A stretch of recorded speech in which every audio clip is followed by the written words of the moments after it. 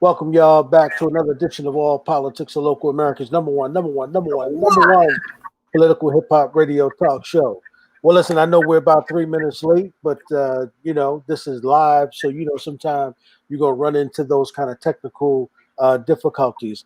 But nonetheless, as y'all know, we've got an action packed show for y'all tonight. Of course, up first is going to be we've got some things moving around.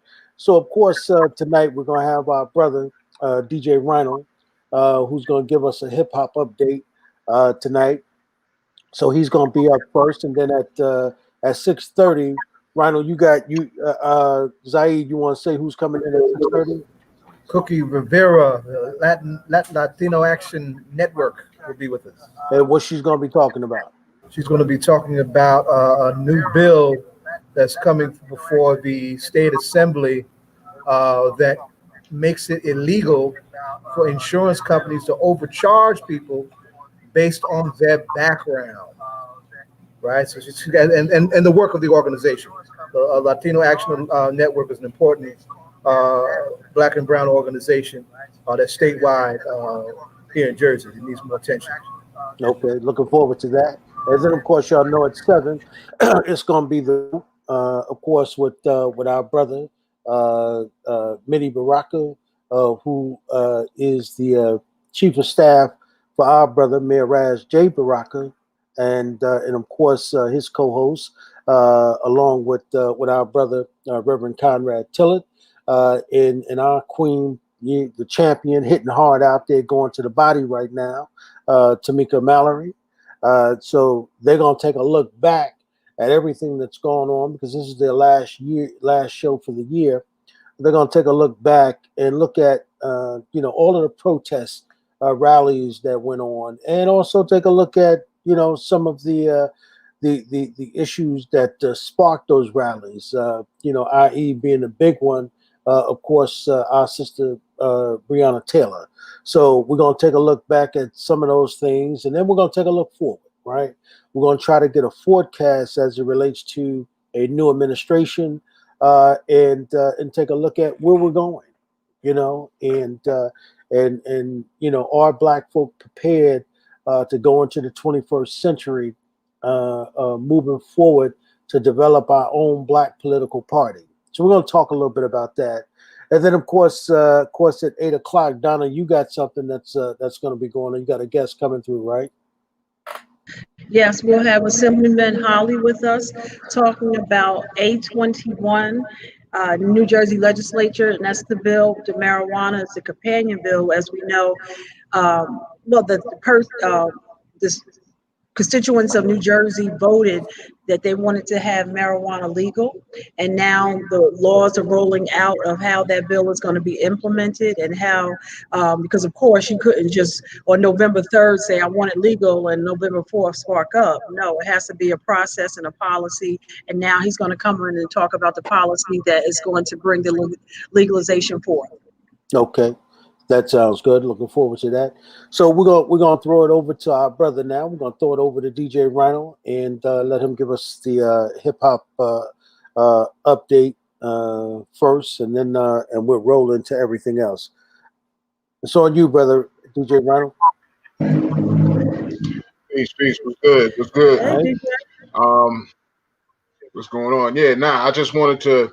I didn't want to drag it out too much with Ice Cube, but I just wanted to know if any of y'all seen his recent post. He posted a recent statement that he's done about the political situation that was going on. Have y'all seen any of that? No, I'm gonna dig it up while you tell us a little bit about it. Okay, yeah. Like the t-shirt, the t-shirt. Yeah. We'll talk about this in a minute. And speaking of Ice Cube, right? Friday and today, Friday. But Cube, he just did like a little brief thing where he was kind of going at all of the people that were kind of hating on him for the move that he made when he was trying to get his contract out there, the contract for Black America we're talking about. And so he was just kind of going at some of the haters that thought that he was, siding with Trump. Or, there was a lot of people that trying to say he was siding with Trump and he was trying to move with Trump and he was doing all of this. Which wasn't the case. He was basically putting something out there for either side to grab onto and see what happens from that. You know what I'm saying? And still to this, to this date, he's he was stating how he's still waiting to see what happens now. That we have the Biden Harris presidency coming into form, and so that he was just making a statement though, that basically just getting at everybody, let them know that he was never picking sides. It was never about sides, and the media really stirred it in that direction to make it seem like he was choosing a side, and he was just kind of just playing it in the middle, and just trying to put the idea out there. But that's what was going on with that. But since you mentioned the shirt Friday, big ups to Ice Cube. That was one of his classic movies. I want to say rest in peace to Tommy Tiny Lister, who played Debo in Friday. We just lost him. I saw that. Yeah, we just lost him recently, man. And he was also before getting into movies and film and stuff, he was also a wrestler. He used to go by the name of Zeus. And but I said something earlier today on my page that one thing about Tiny is that he always played, he had that intimidating look. He always played the mean guy. He always played the bad guy, the tough, the brutal guy. You know what I mean? But one thing about Tiny, he always loved to laugh. Tiny was one of those guys you would always see him in the audience in a comedy show. You know what I mean? And you always saw this dude laughing, no matter what company he was in. He always seemed to be smiling and laughing and just having a good time. And he's gonna be missed, man. We're gonna miss Debo, Zeus. We're gonna miss Tiny, and so just want to say rest in peace to him and condolences to his family. And just even stay and for us to be mindful, to be healthy, because they found him dead. He was working on a movie, and they did a wellness check because he didn't show up to set. So, and here's a person, so we just still have to be mindful and look out for one another and check in on one another when people aren't showing up as well. Most definitely. Yeah, indeed. So another thing I want to announce, DJ Premier just put out another single with our late great Guru. It's called Glowing Mike, and it's out there. I believe it's on YouTube. I believe you can pull it up on YouTube. But check it out. It's dope. It's always dope to hear Guru's voice, man. We kind of miss hearing Guru in these times. You know what I mean? And so check it out. It's called Glowing Mike, Gangstar, Guru, and DJ Premier. Also check out the videos for Busta Rhymes. I'm not even going to tell you the names of the songs. Yeah. He's basically doing videos, kind of like how Jay-Z did with the 444 Okay. album. He's doing videos for like the whole album. Like the whole album is just telling stories, and like the videos for the album is telling stories. So you really everybody's talking about his new album. Everybody they was like, have you heard Busta Rhymes' new album? Busta Rhymes' album is making a lot of noise. It's got a lot of heat on there, and he's going some places. He's saying some things that's been necessary to hear Busta Rhymes say. You know what I mean? So it's a good listen. But he's really putting in his work. I mean, he's been working out, getting his body right. He's been doing these videos, like he's staying busy with the videos. He just put out a video for Czar, which is one of the songs with MOP on it. And yeah, it's crazy, man. He's doing a lot of stuff. So check out Busta Rhymes' videos, all his videos that he's doing right now for the Extinction Level Event 2 album that he's got going on. Let me ask you. And by the way, Busta Rhymes also getting some good publicity. We're going back and forth with Tip right now. You know what I mean? Yeah. So I mean that was some great publicity for his album, for him. Coming out and T.I. kind of calling him an old man in his own way. You know what I mean? By like, that's going back too far. You ain't even in my genre. So you wanna compete with me, but you ain't even in my genre, man. You know what I mean? Yeah. So but I thought that was great publicity. Some people thought that was Tip's way in copping out of the challenge. Yeah. Busta Rhymes. I thought so. But at the same time, I kind of agree with him in a sense because You know, Busta and T.I. are definitely different eras. You know what I mean? They're like different eras, different time frames. So I kind of agree with it. But you know, some people looked at it like, you know, T.I. was kind of scared to go up against Busta Rhymes, so he was kind of like trying to slide out of it. But and then he got LL in it because he put LL's name in it, and then LL got caught up. But remember that classic back in the day freestyle with LL? Somebody challenged LL. Was it Who, Cannabis? Yes, remember that? It was classic, but LL killed him. Yes. Yeah. That was a good one too. Because Cannabis, what was that, second round knockout? That was the name of the song. And in the video, he had Tyson training him for his bout. Man, that was real dope though. That was a real dope single. It was a dope video. It was a dope battle. You know, because everybody was into that one. You know, I personally felt Cannabis won that. But you know, they had to give it to LL because he was the class. He's the icon. You know what I mean? So they had Ladies to love. yeah. Right. So and then Cannabis kind of shot himself in the foot when he did another battle with somebody else and pulled out a pad and was reading his lyrics in the battle, which is like, you can't do that. That's against the rules. That's against hip hop rules. You can't be in a battle and you're standing there reading written lyrics. What's from '97? He used to be the DJ on there in the evening, Friday night. TJ who? On where? He's on 97. And he talk all the time. Oh my gosh. Dark skin. Flex? Yeah. But when people used to come through the studio and his freestyles used to be epic. But one person I love to hear freestyle, and you don't hear it that often. Maybe that's one reason we love to hear it. But I love Jada. Oh my God. Oh, Jadakiss? Yes. Yeah, Jadakiss. His voice, man. He got a nice gritty voice, and he got a nice flow with it. I always love Jadakiss. And I think Jadakiss was one of Biggie's favorites out of the locks too. For real. Let me ask you, prior to coming on, I was listening to talk radio, and they were talking about basketball player James Harden and the basketball player that with George Floyd. He kind of came, he was a friend of George Floyd. I cannot get his name. But just, you know, that James Harden didn't want to play for this new coach that they have. But the way he said it, you chasing that. So I'm gonna tell you, George Floyd's friend was, but with Steven Jackson. He told James Harden, you want to chase after rappers instead of supporting our African American basketball coach.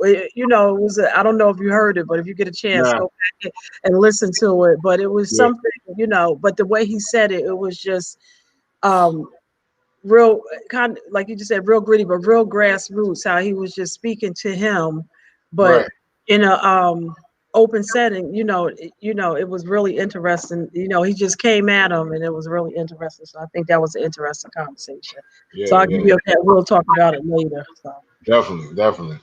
Also, I want to say happy anniversary. It's the 24th anniversary of Redman's Muddy Waters album. That was his third album that he put out back in '96, which was a hit. Everybody debates on, you know, his first three albums, which one was the hottest. You know, the same thing they do with Tribe Called Quest with their first 2-3 albums. You know, which one was the best. A lot of people say There's a Dark Side, and a lot of people say Muddy Waters. Muddy Waters was definitely a hot album.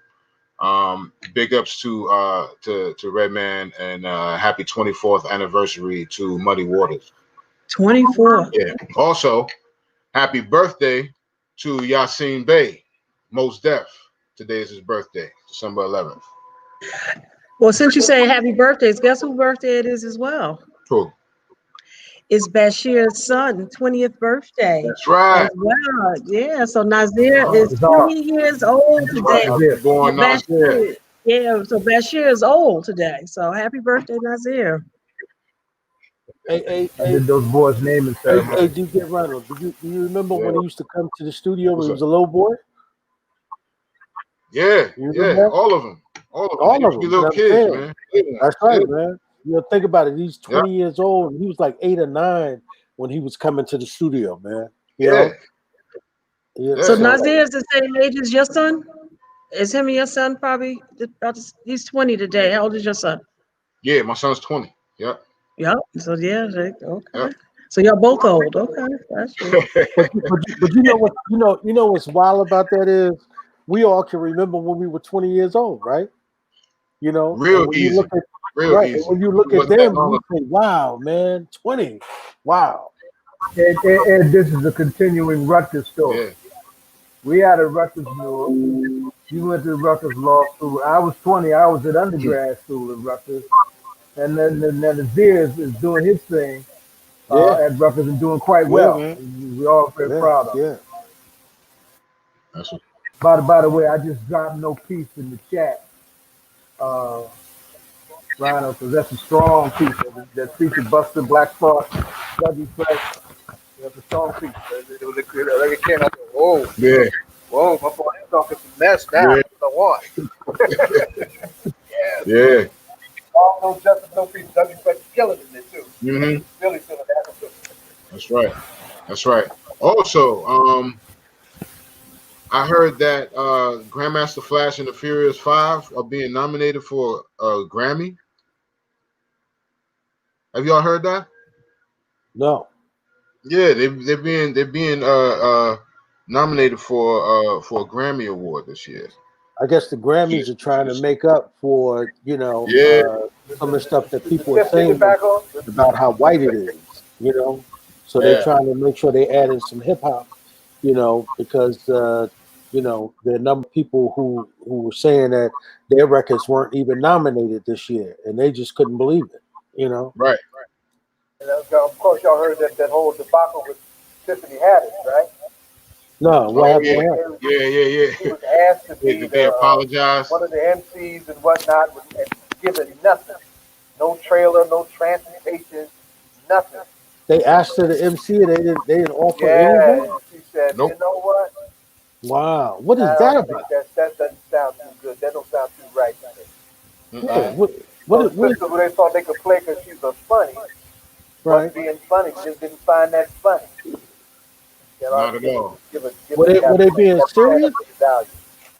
What, Yeah, they apologized, so they were very serious. So, but it's something because I can remember when Monique first started speaking out about the industry, and people were like, but it keeps coming back over and over again. So when she spoke out, she was probably way ahead of her time.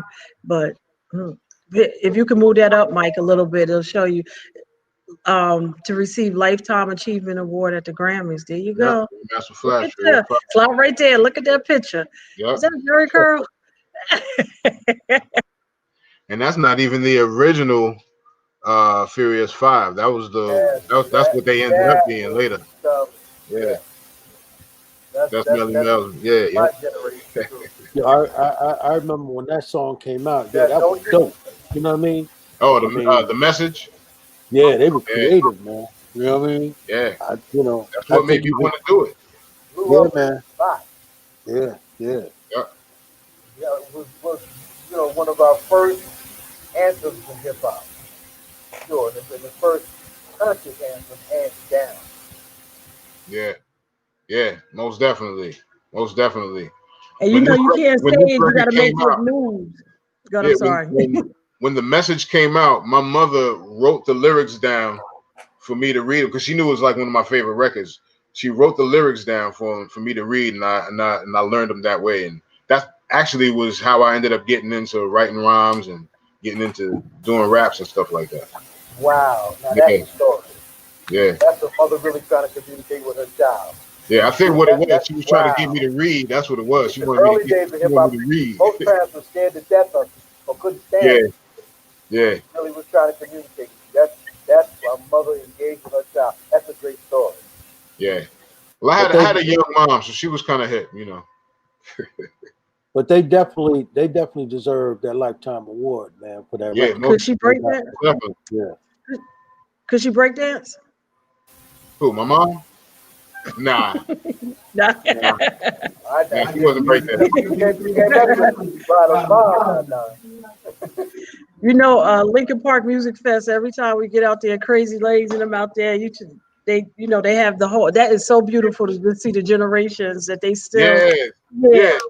That's the next. That was going to be one of the next things last thing I was going to bring up is yes, breakdancing is going to be part of the 2024 Olympics. Oh, really? Crazy. So that's going to be a contest. It's going to be It's going to be one of the features of the Olympics. Yeah. Wow. That's going to be interesting to see because you're going to see people from all around the world. And we've already seen it. If you can go to YouTube and you'll see like there's people from China, Japan, and Russia, and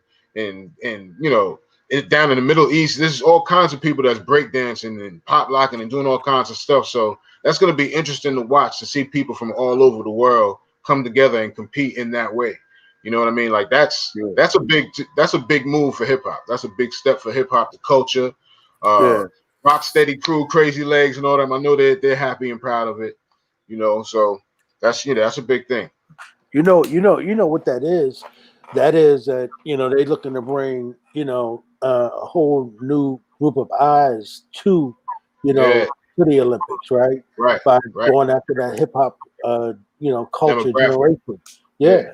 And trying to bring them to the Olympics, man, because I think their numbers were falling off, right? People weren't really watching it. So I think that bringing that hip hop to it, would definitely do something in terms of getting more eyes to watch it. So it should be dope. Black people saved the day again. Yep. Yeah, there you go. Yeah. And what's amazing is that going back to, I can remember when Sugar Hill Gang, I can remember going down to the Paradiso. Then you go Rhino. It makes me look like a jungle Satan. It makes me wonder how I keep going on to but go ahead, Donna. But if you just say that from a poetic, broken glass everywhere, people pissing on the stairs, they just don't care. I can't take the smell. I can't take the noise. Got no money to move out. I guess I have no choice. Rats in the front room, roaches in the back, junkies in the alley with the baseball bat. I tried to get away, but I couldn't get far because the man with the tow truck repossessed my car. But so have you? And that was every day. That was every day in the hood. Yeah. But so when you heard those words, and what's interesting about those lyrics is, as he's singing it, right, you can actually get a visual of everything he's saying, right? Exactly. That's the reality. If you live in the hood, that's the reality, right? You see that. Lyrics tell that story. And remember the rap as he's saying, he's like broken glass everywhere. He was very visual. What he was saying and where they were at. And but just think of those lyrics that they're still timely today, Our hoods are, and just that. And Rhino, did you recall an interview where we may know or everything, but just hearing his inspiration, him writing this down, or did you ever hear an interview? I never heard Melly Mel's inspiration. I know that. Yeah, that's that last verse that he had, that the very popular verse, actually came from a song that he did prior to the message. Which was called Super Rapping with the Furious Five, and it was more like a upbeat party kind of record. He just threw the rap in there. But when they came up with this song, Melly Mel originally didn't want to do the song. He thought it was kind of slow, and because everything else was it was up tempo and party, So yeah, he thought it was kind of slow and it was kind of dark or whatever. But it was written by him and another brother named Duke Booty, Ed Fletcher, and they wrote the song together. It was really written by them. The rest of the Furious Five weren't really part of the song at all. They just became part of it for the visual. But the song was written by Melly Mel and Ed Fletcher, Duke Booty, and So yeah, when they did the song, they told Melly Mel to add that verse that he did from Super Rapping into this song, The Message, because it fit everything that he was saying, fit the whole vibe of what they were trying to say in the message. So that's how that came together. We're gonna have to try to get him on, man. Reach out for Yeah, Melly that'd be Mel. dope to talk to Melly Mel. That's Yeah, I think I'm. him I'm and Grandmaster Caz. Those are like two classic dudes, man. Still living and breathing, still doing it. And yeah, we need to give them their flowers, man, and really get in their heads and talk to them. The Grammys is in February, right? I'm not sure when the Grammys are. I think they are. I'll tell you. Yeah. So I think before that happens, I think what I'll do is I'll hit Ralph McDaniels up and try to get Mel's number. You know what I mean?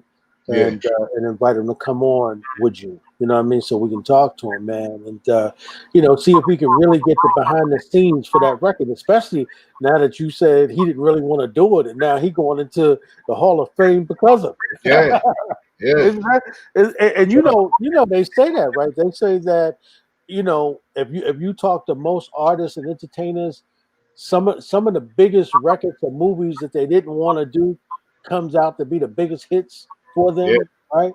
Like, I've heard Eddie Levert and them say that about some of the records they've done, right, with Philadelphia International Records, right? Like when some of them songs, like Backstabbers, was presented to them, they didn't want to do them songs, And now all of a sudden, those are the songs like 50 years later that, these men are now in their late 70s, going into their 80s, and they still performing and making money doing those records. Right. Think about that.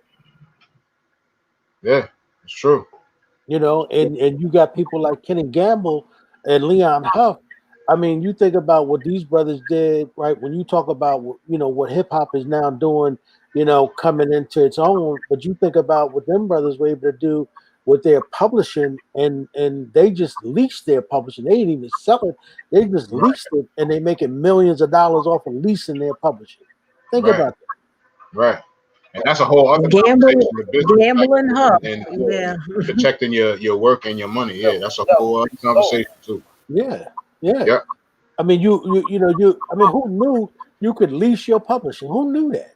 Right? Yeah. Like somebody says, well, I'm gonna lease my publishing to you for the next 20 years, right? I'm not gonna sell it, but I'm gonna let you lease it for the next 20 years. Think about if the Beatles had thought about that, right?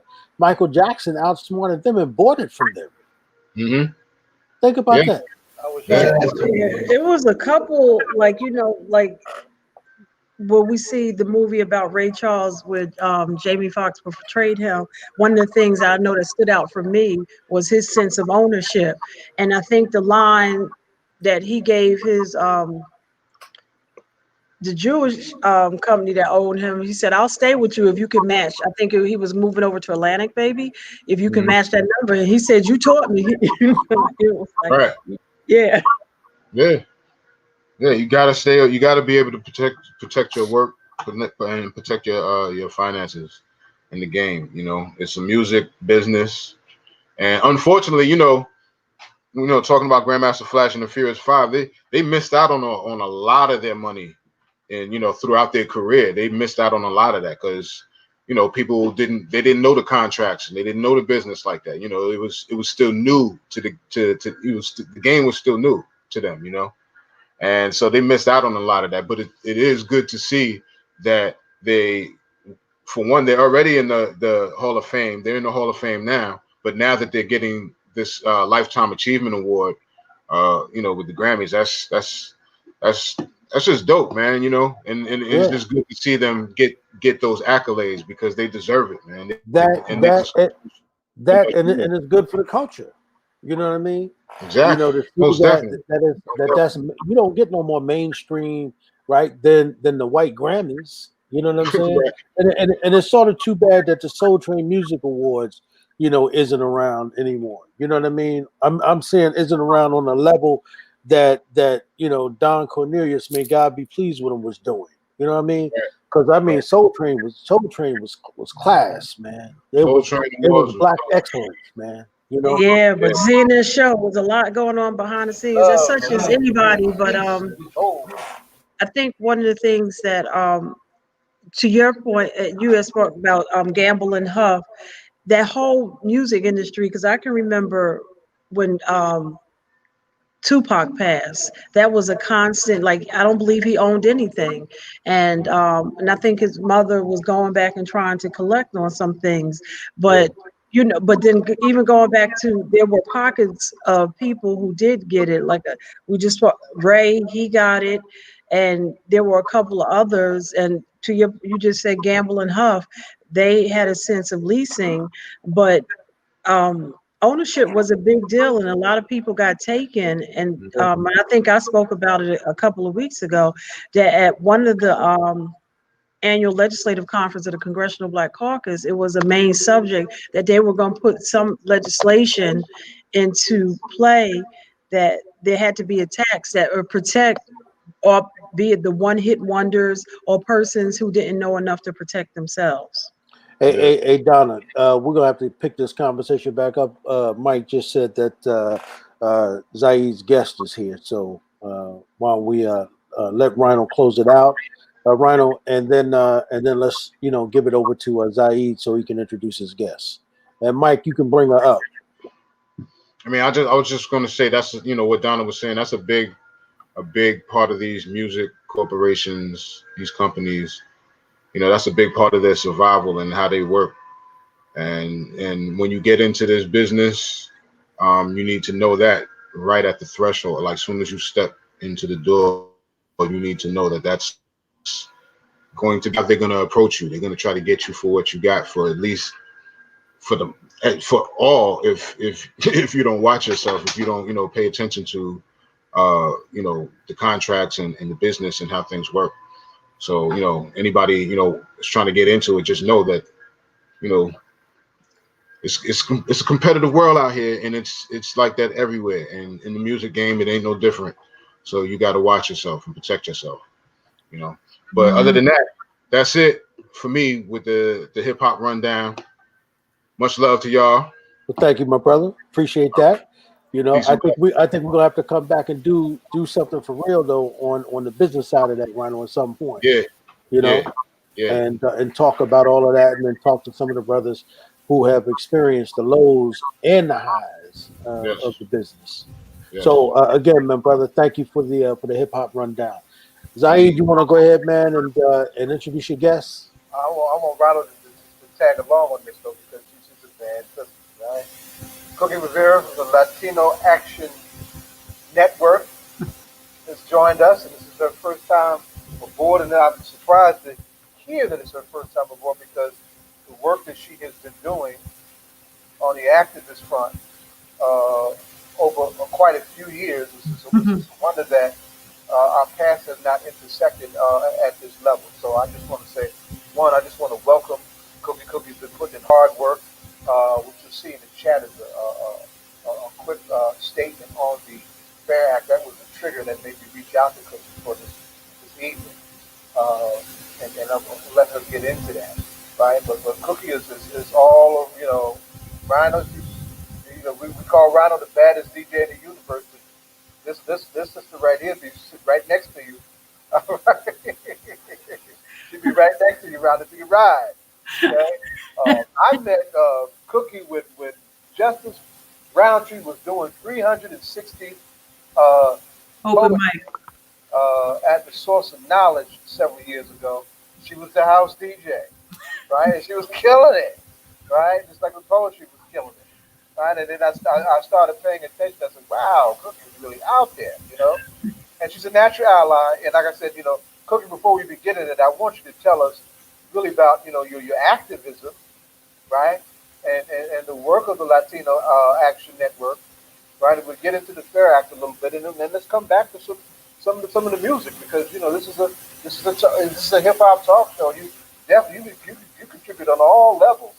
But what set you flowing on the battlefield, Cookie Rivera? Come talk to us. Well, I had a lot of kids, and we started a youth group in New Brunswick, and part of the youth group got me started DJing, and I've been a hood DJ just to keep the kids from getting in trouble.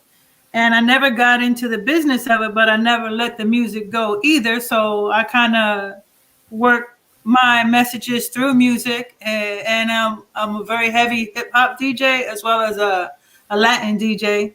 And it hurts me to transition from what I heard you guys talking about to switch over to activism almost, because I love the conversation that you guys were having on the industry and just on the whole hip hop culture itself. There's so much talent in the hip hop world. And before I get into the activism part of it, I'm going to just put it out there. I'm a Nas person. I'm a Tupac person, Helter Skelter, KRS. That's kind of what, and one artist that I think many have always slept on is AZ. AZ has a lot of science in his messages, and I think he has not been given the credits that he merits, that he's earned in his service to hip hop. So I like you already. Say it again. I said I like you already. DJ Rhino talking. I told you. I love it. Well, Rhino, we're gonna have to bring him back then, Most man. definitely. When we get into, when we bring some of them other folks on, we start talking about, them going into the Hall of Fame. We'll invite her to come back and be part of the conversation. Just know that I never got really heavy into the industry because I kind of like stayed in the hood with us. Because it wasn't about the money. It was about just keeping us out of trouble. And that's kind of like where the activism developed from. Because I know what we go through because I was going through it myself. You know what I mean? But I never got into it for the money. So I might not be good for that side of the conversation. And I still am not in it for that. And so We can still talk hip hop though. oh yeah, a little bit, a little something. But before you got on, Rhino was talking. We were talking about the message when that dropped, because Grandmaster Flash and the Furious Five was going to be given a lifetime awards at the Grammy. Rhino was telling about how his mother sat down and broke down the lyrics with him, just and her Wow. needing to communicate with her son, who was growing up in this new music that a lot of folks were afraid of. But she wasn't afraid of it, and she certainly wasn't afraid to engage with what was going on in the world in order to address her son, right? Just like she was a great hip-hop mom story, you just told us an important grassroots community hip-hop mom story. So I just wanted to pull that together as you were talking, because it's this. I knew when you came in, all these things, all these facts about you were going to be really a lot for us to love. But go ahead now. You go now. Now you get ready to talk about. Okay, play the activism part. Okay, I have many titles in the statewide advocacy. I'm the executive secretary of the Latino Action Network and the Criminal Justice Reform Chair. I'm the board president of the Anti-Poverty Network of New Jersey. I run a couple of Facebook media listservs. One that's extremely important to us in our community is the Integrated Justice Alliance, which is a media listserv of real news related to New Jersey criminal justice, its reform and its transformation that we've been working on for the past 20 years. I've been heavily working inside the prisons with people who were incarcerated 20 years ago, including Justice Roundtree from Open Mic 360. I met him 25 years ago inside the wall in Trenton State Prison, and now he's out here grabbing the torch from me, and that's one of the most important and significant blessings of my lifetime, because money was never the shiny thing for me. It was really seeing you lift yourself up, and there's many like Justice that are now home that are developing a collective central statewide voice of people who were formerly incarcerated while we continue, and they join us to advocate for policies and change. And there's many things that we have done in New Jersey regarding criminal justice reform. But Baba told me to come on regarding a press conference we just had day before yesterday or something about a different kind of exploitation in the Black and brown community when it comes to auto insurance rates. I am one of. So what that means? That means we think that when we go to get car insurance, that they're looking at our driving record, our points, our violations, and all of that kind of stuff. But 99% of car insurance carriers are looking at your occupation, they're looking at your credit score, and they're looking at your education. And the way they look at that is kind of like something that you might have heard in housing discrimination called redlining. They'll go and create zip codes and keep you into a certain zip code where you have less resources as Black and brown communities, or what they will call lesser than, or whatever. So because they're not allowed to discriminate against race in their policies. So instead they look for zip codes where we live. Right? And where we live, we tend to have not great credit scores. We tend to have jobs that's lesser paying, and the title itself, janitor, whatever, we will have those kinds of jobs, menial jobs, service jobs in our communities, and our education is not always the greatest. So what was cute about this, there's a bill, Senate Bill 111, that's going to go before, hopefully going to be put up for vote this Thursday. And they started getting some experts together. And what was cute about this was that I was just in that moment where I had to renew my car insurance. So I said, hold up, let me see what's this, right? Because I've been with Liberty Mutual forever, good 20 years, right? So I just shopped around. And I asked a couple of different things, and I was paying like $2,900 a year for full coverage. I got a Jeep, right? I went to Cure, New Jersey for the same kind of policy, full coverage, and I was charged $1,188. That's like $1,700 difference. And I'm like, what's this, right? That's a lot. That's all of us. That's all of us. Right. All of us. And we don't know that because we think it's our driving record. We think we got points. We don't got points, whatever. It has nothing to do with that. All right. Now I said, okay, let me see. What are they going after? Because that's bananas, right? But what are they going after? I got a decent paying job, you could say. Right? I'm not like under 30 with it. I've been doing this for 30 years of community-based services. My credit score, I hear people will kill me for. I'm like around 800 in my credit score. So there's two of the determining factors, right? Piggyback on that? Say it again. No, I was kidding. I said I want to piggyback on that credit score. That means my credit needs help. You see, I will lend you some, but it ain't going to work out for us, right? But so what was it then? And for me, who fit everything, it was my education.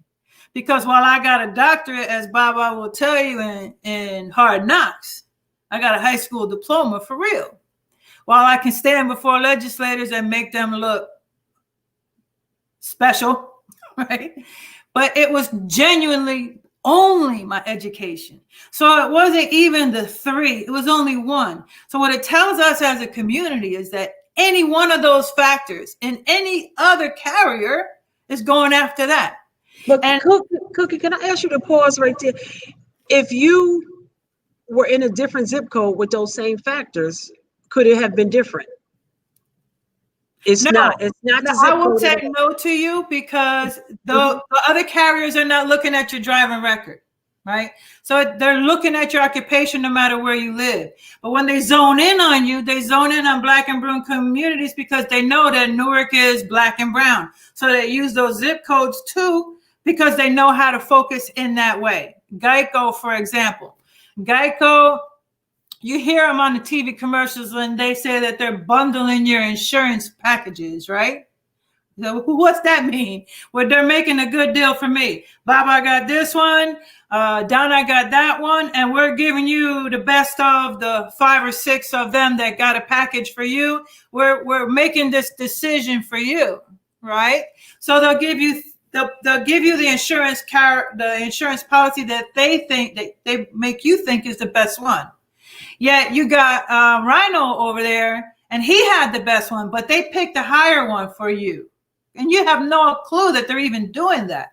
And the Black and brown community has no clue that we've been set up this way for decades. What else stood out to me as I learned this process is that the Cure CEO, national CEO, he's an Asian guy based out of Princeton, New Jersey. He has been nationwide CEO. He has been the one in the New Jersey legislature fighting this discrimination in the auto insurance industry. That blew my mind. He's fighting his own industry. So there's just and there is so much going on where they use us that I just had to get on that press conference. I didn't really care if you know what my education is for real, because that don't define me, but it'll also tell you don't count me out. I've done many things and I got many more to do.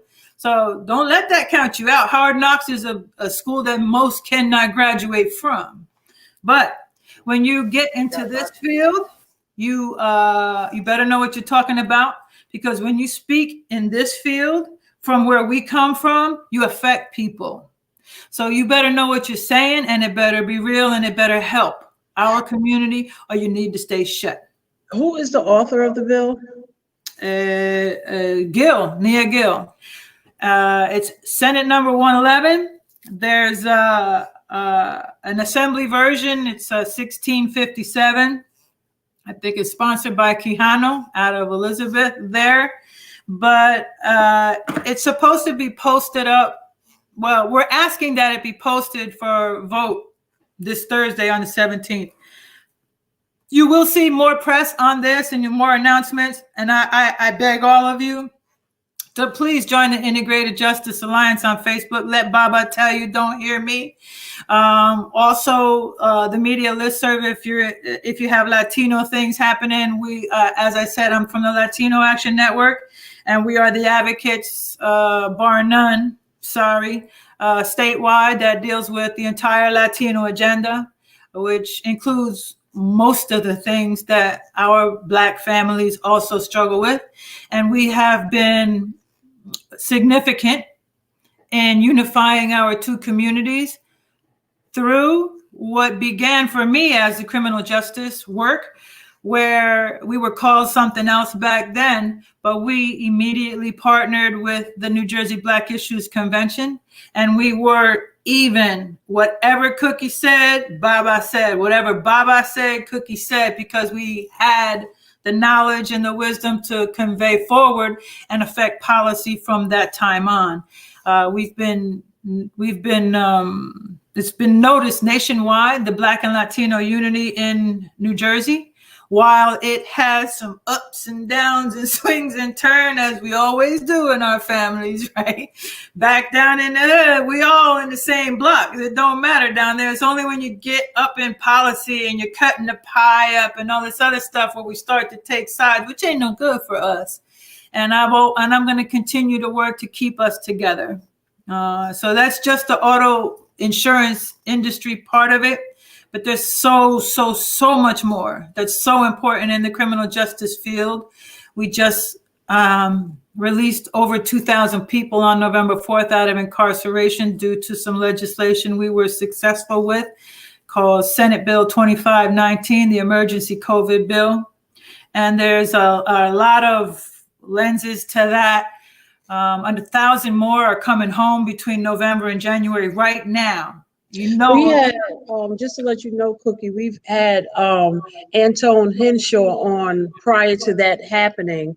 And I was down at the, when y'all did the cookout to get registered and you were DJing, I was down at the conservatory. Yeah, so I was down there with you, and I was, and connected the brother from Jersey City with Councilwoman Adrienne Wooten here in Orange to get the constitutional change into support. So yeah, I know you're doing the work. You're DJing and advocating all in one breath. But Antone has been on here, and the program Chino has been on as well. So they both come on. Let me tell you who Antone is to me. All right. When I ended up inside the wall in Trenton State Prison. Antone is one of the people that I worked with. And we worked with a classroom full of them.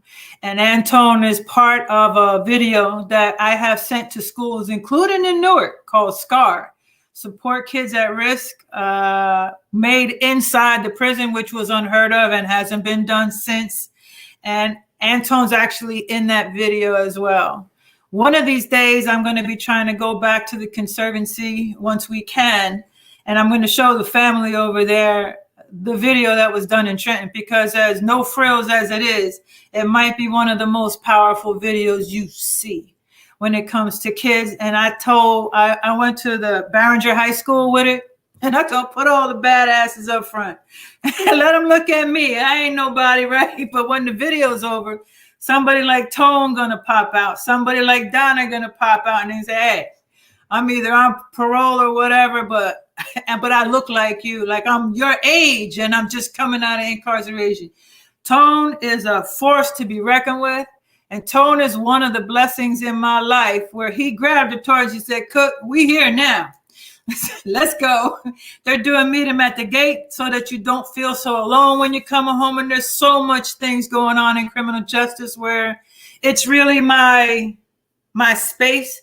This auto insurance thing just pissed me off. That's why I kind of had to release it. So I do want to go back to the auto insurance, because it's just not an auto insurance here. And it's also with property insurance. You know, I'm a former city council person here in Orange, and Cookie, one of the things we get is the redlining 2020, when people who've owned property for 20 years have had, and people, they're either going to go sky high on their property insurance, or they won't renew their property insurance.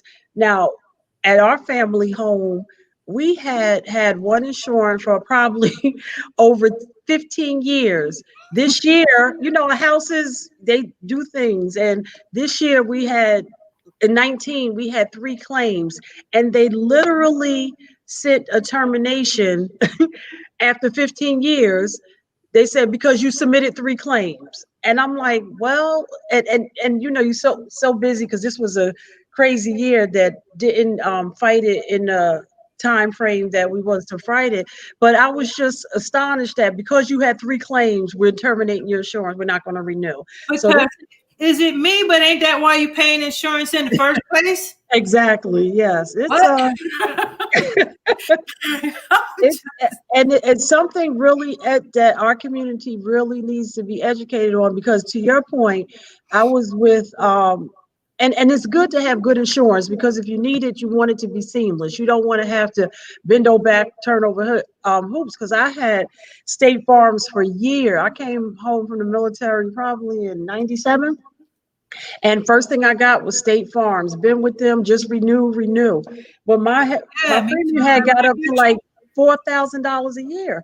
And so I compared, and then I went with New Jersey manufacturers, because I had the same situation. They were able to give me half the price. And that's just ridiculous. Nothing changed. And I got a quote with Geico.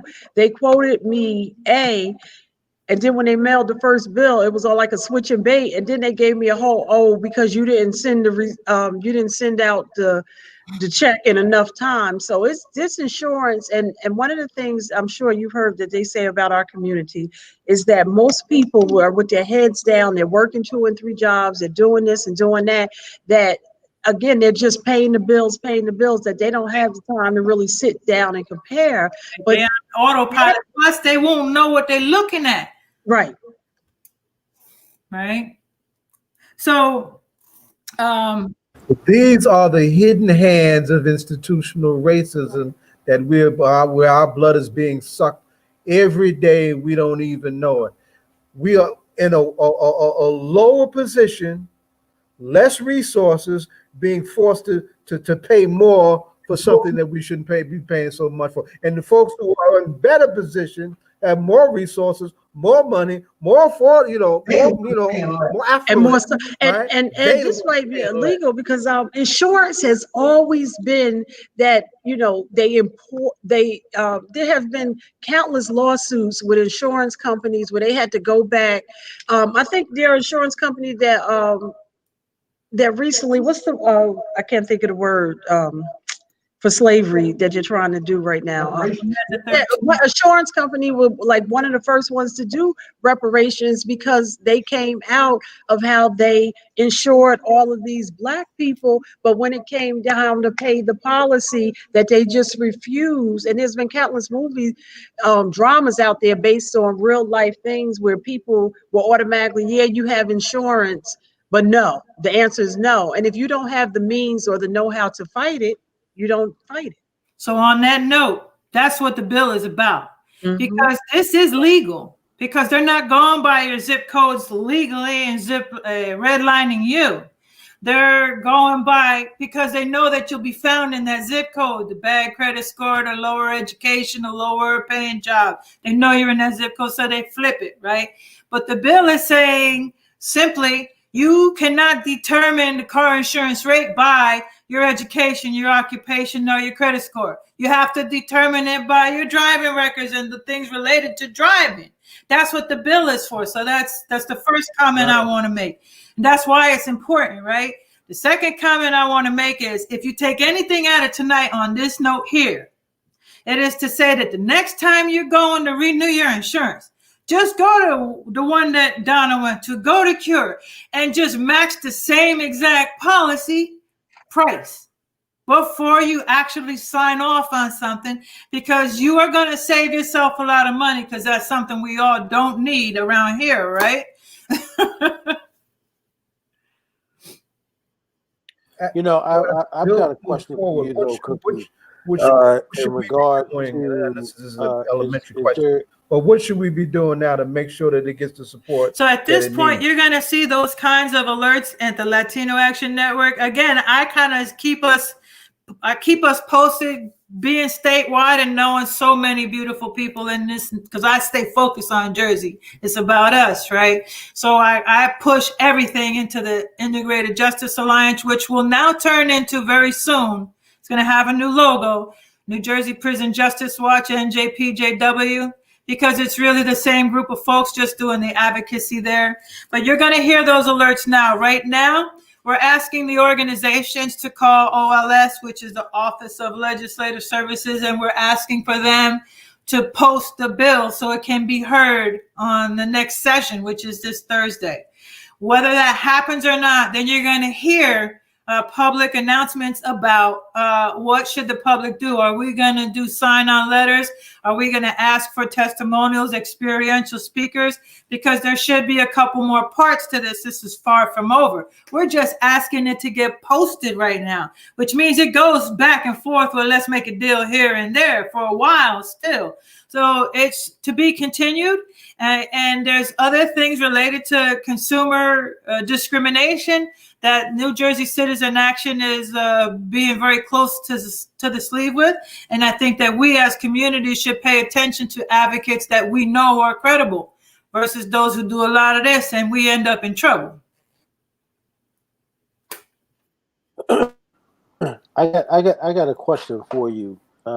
Two. One is how old is the Latino Action Network? So the Latino Action Network's birthday, or it was founded in 2010 on Martin Luther King's birthday, which we're real proud of.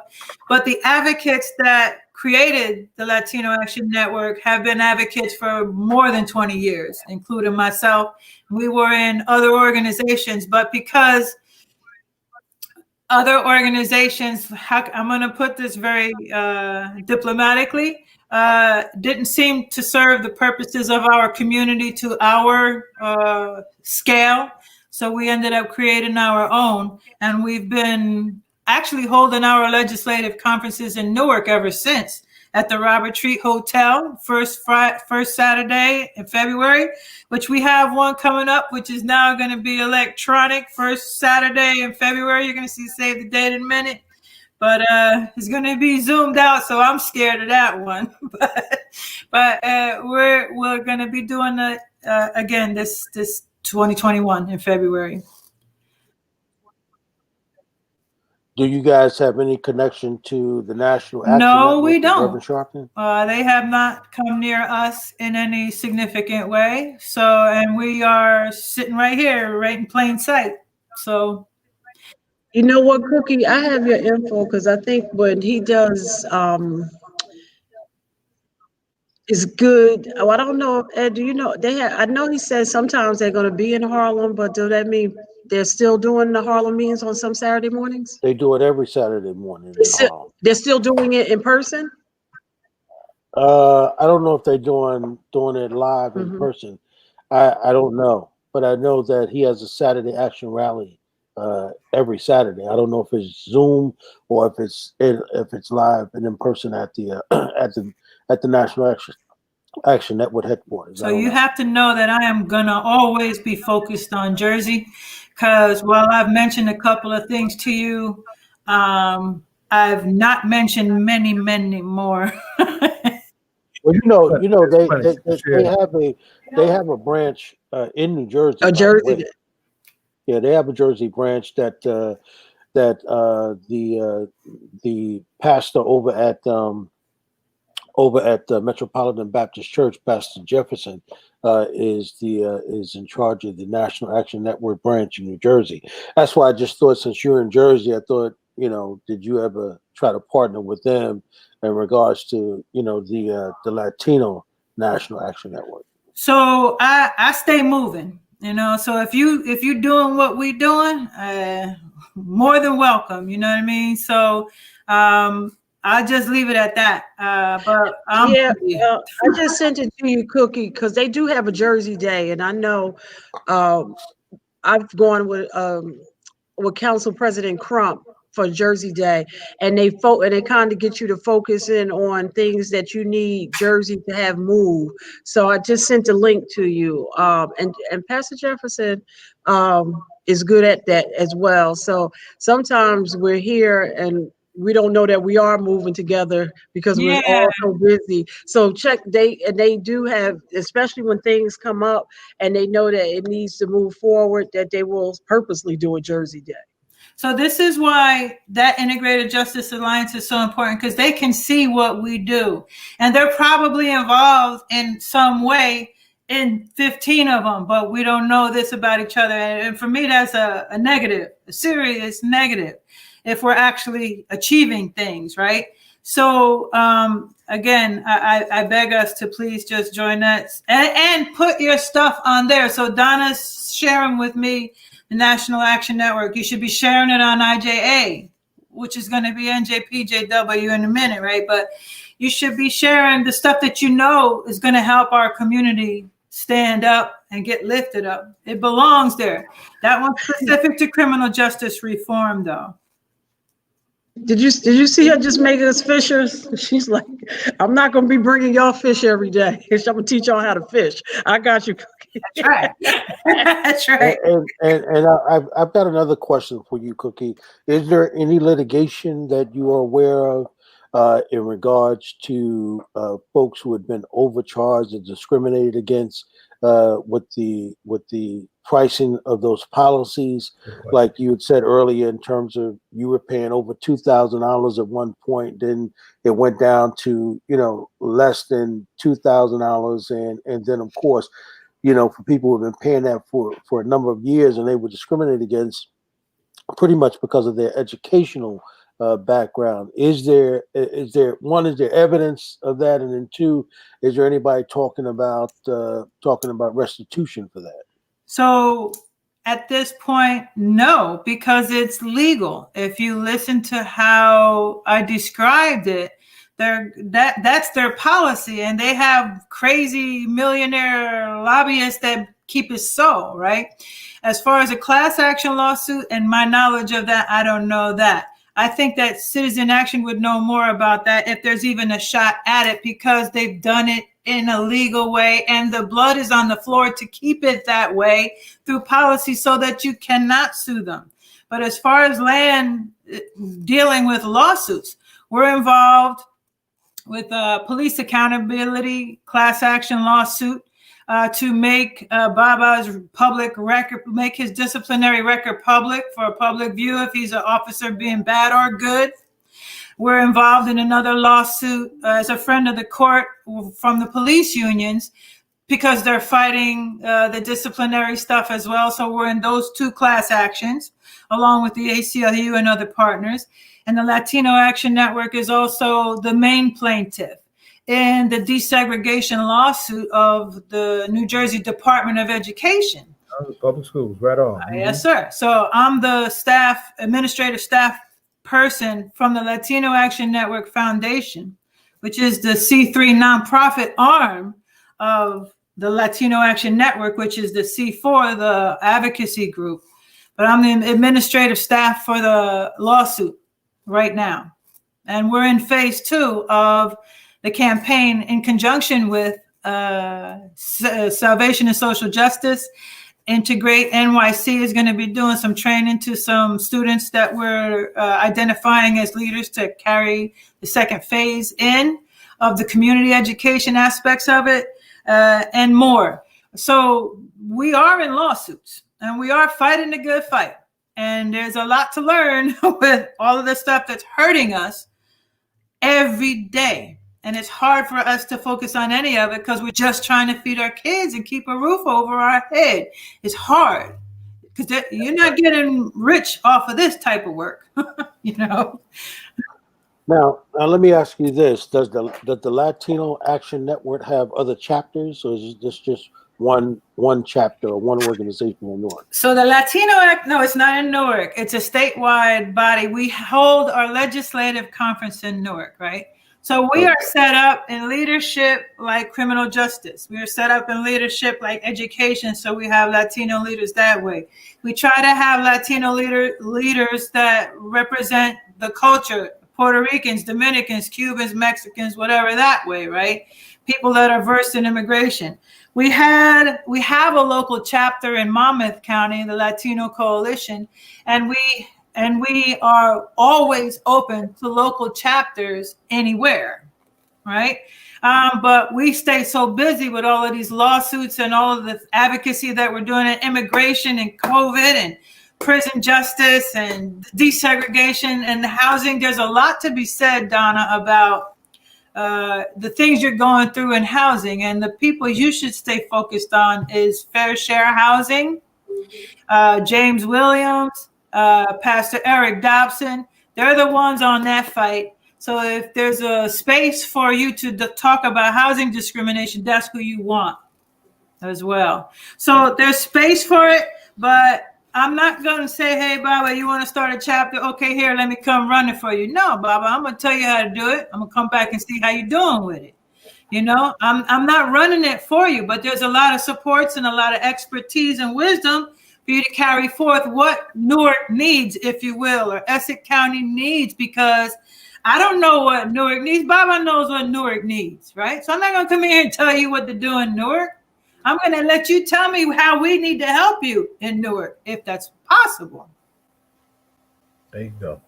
There you go. See, one of the reasons I bring that up, right, is because that's one of the issues that I don't know if you're aware of this, that the Black Lives Matter organization is having trouble with, right? Like there are other chapters, but no one claims real leadership in the Black Lives Matter movement. Although what's being speculated, and I'm sure you've seen this, Brother Zaid, what's being speculated is the money that is being raised, the millions of dollars that have been raised and are being raised continually are going to 3 Black women who came up with the slogan, but that the organizations around the country, the many organizations around the country where Black folks, you know, or considering themselves members of, or leaders of, or part of the Black Lives Matter organization, there's no real structure to it So therefore, they're not really being funded individually,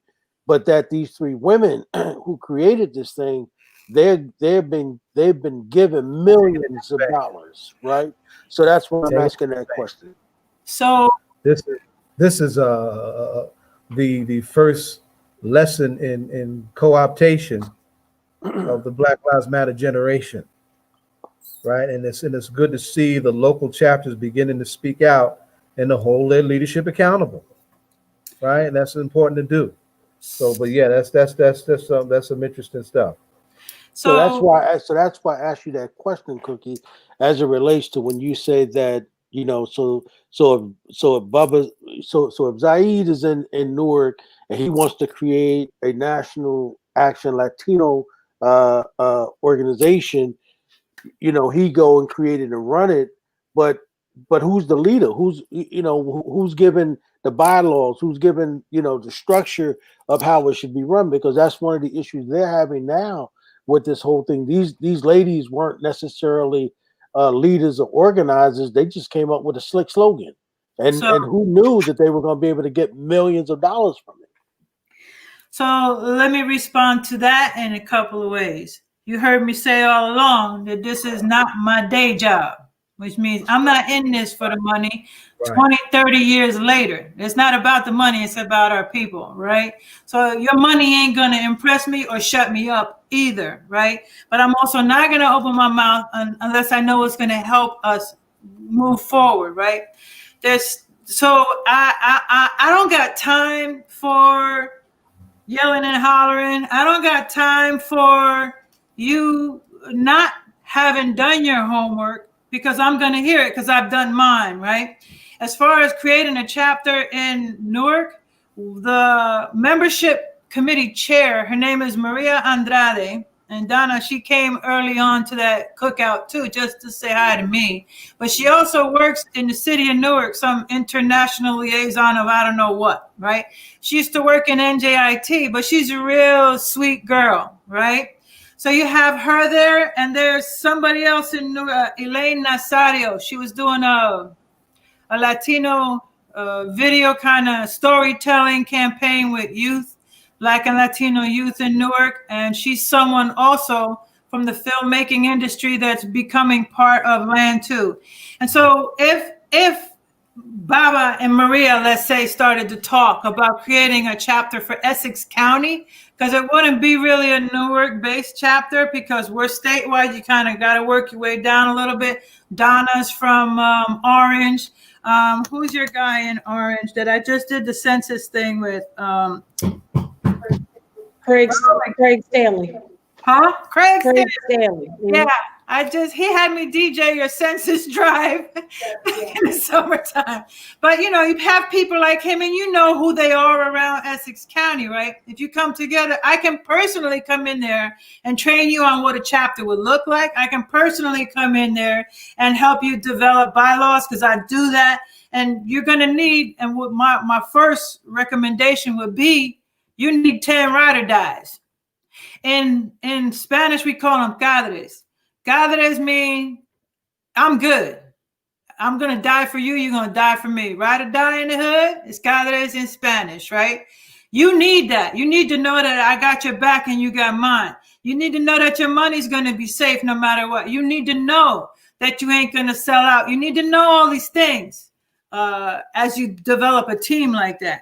Because otherwise you're wasting your time, and my time ain't about money, but it's expensive in time. I think that's good on the surface. The problem is when we get into the nuts and bolts of real organization, right, and movement, right? Mm-hmm. Because one of the things is that as we look at our culture, what has happened to Black folks is that we are living outside of a movement now, right? And and we've gotten things done in our culture, Cookie, via a movement, right? So so you have, you know, folks now who claim that there's a real living, breathing civil rights movement, right?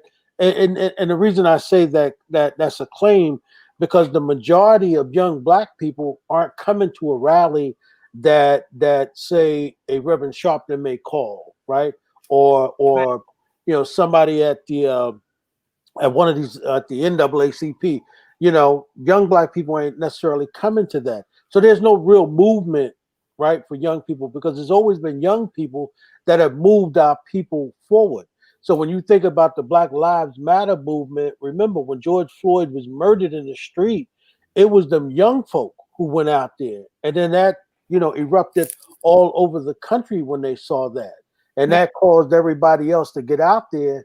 But you saw that you had those civil rights groups that had began to monopolize that by painting Black Lives Matters in the street, right? When they were not willing to challenge authority or white folk, it was them young people, right? And so that's why I say when we look at the movement, it is about us being movement driven. There is no real movement. However, what is happening now is that people have found out that by creating certain organizations and creating a movement, quote, looking, unquote, organization, you can raise millions of dollars. And so those brothers and sisters who are now beginning to call those three sisters who created the slogan to task to show them the books, they're saying, well, we're the real movement people. We're really the ones that want to be a part of the movement, like you're saying. That money is not important to them, but that they're about the movement. But what the sisters are saying is really about the money, because we ain't gonna show you the books. Let me respond to that in a couple of ways. It is a moment in time right now, and it's a significant historic moment in time for our communities. Let us rewind. Our men were taken away from us. Our men were removed from our homes through welfare entitlement policies and crap. Our men were imprisoned. Our men were removed, and our people were removed with the right to vote, et cetera, et cetera. One of the other things that we have been successful in this past year is to also engage the right to vote for people coming out of prison. And many are coming out of prison. And I'll give you some numbers on that. But the law that passed allows 83,000 of our people the right again to vote, even on probation and parole. That's a big number, and that's a number that everybody will pay attention to. But so what? You gave me the right to vote. Now, what do I know about voting? What do I know about Baba versus Ghana? They both jerks. I don't know who does what. How does that mean something to me? I need some food right now. So while we have made this historic move in New Jersey times 83,000 people, now it is our charge to also educate Cookie and Baba and Donna. This is why this is important to you, and this is how this fits into your life, and this is who's running. This is Rhino who's running for mayor over here, and this is his platform. This is how you vote. But I hate to tell you this, after he wins and he made all these promises, it's your bad if you don't go see if he kept his promise. And all of this teaching and all of this learning, we have to do now. So there's that. And then I would respectfully and lovingly disagree with you in another part when it comes to young us, New Jersey. You have people like Justice Roundtree doing open mic 360. You have people like Returning Citizens, where the men are now starting to come home and starting to get their feet under them to build this movement. And some of them are working in youth advocate programs, et cetera, et cetera. We're also in a place now where we have less than 200 kids, probably less than 150 in the entire Juvenile Justice Commission right now, which means we have a moment again in time as parents and leaders and mentors to reach our children now. How do we do that? We do it as a family. It takes the whole village, right? So these are the things that are already in place that I will put my name on. I will put my name on Anton Henshaw out of Camden. I will not put my name on anybody else like that, because I've lived with you and I know, and Baba, I know that he's the right one to ask a question to, because if he tells me Donna ain't no good, Donna ain't no good. But we need to build that. We can't just go to a Zoom meeting and we can't go to a conference and just listen to what we heard and go home and say, oh, that was nice. Because once you hear things that affect our community and our people, it becomes your responsibility and obligation to carry that message forward and do something about it. As little as it may be, at least you did what you were supposed to. Maybe it was with your children, but you got to do something about it. You don't just go there and say, oh, that was nice. And you listen for who's credible. You look at who's out there giving people coats and blankets and things like that right now. You got a homeless problem right now in Newark, as if it wasn't there before. But we let a lot of people out of prison right now. Many of them are homeless. Not all, but there's a big need right now. Where are we? Okay. Who should I call in Newark, right? Yeah. Go ahead. You know, the thing is though, see his, you know, when you talk about our people, right? And I hear everything you saying, and I support that. The problem is that we need leadership. Yes. And that is the problem, because if we don't have structure from a leadership perspective, don't get me wrong, I like the whole concept of everything you're saying. I like the whole concept of the National Latino Action Network. I like that concept. The problem with it for me though is, right, it becomes a matter of leadership, right? And there has to be leadership, one that is just honorable, and then two that is trustworthy. Yes, sir. And then it has to be about training people, because the problem is that now in our community, right, our leadership, right, that we followed, they're either now dying, right, or they're too old to even be involved and be engaged. I'll give you an example, right? You know, Reverend Jackson has been a political leader in our community for almost 50 years. The problem is now is that he is ill. You very seldom even heard his voice in the last election, because the Alzheimer's is wearing on him and getting worse every day, right? Yeah. And that's why we haven't heard from him. Minister Farrakhan, right, is having difficulty with his memory. So the question we're asking now is that, you know, if we got a Black Lives Matter movement, right? We've got a Latino national action movement, right? We're talking about on the ground organizations, on the ground people like Zaid Muhammad, on the ground people, right?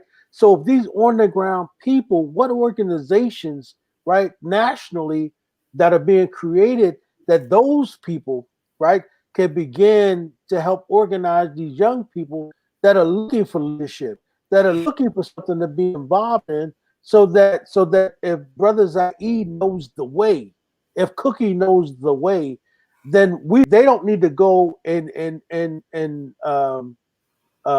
create a new will per se. Right. They can fall into that and say, Cookie, you know something about DJing. I want to be a DJ. Cookie, you know something about, you know, getting a bill to the floor. Cookie, you know something about organizing people registered to vote, right? Because these kids are trying to find out on their own. I get it that they have Google and they can go and do all of that. I get it, right? I get it that they got YouTube and they can go and watch a video and learn how to do something. I get it. But there's nothing like having leadership, right? And that's one of the conversations I'm having with a number of different people, because there's no leadership. And now the leadership that is out there can be bought off, right, with a record deal, can be bought off with fame, right? Can be bought off with a car, can be bought off with jewelry, right? With empty promises. You know, so that's where we are. So that's why I'm saying, Cookie, what you're saying, you know, you are a grassroots, on the ground, no sellout kind of leader. You see what people need. But I'm telling you that young people today are leading movements that don't have leaders. So I love all people for all reasons, right? But I also know that my way of service and my struggle for us is not received by everybody, and that's okay too. You know what I mean? That's why I don't listen to a lot, I just keep it moving. If I know it's going to help us, I just keep going. And if you agree with me, that's good.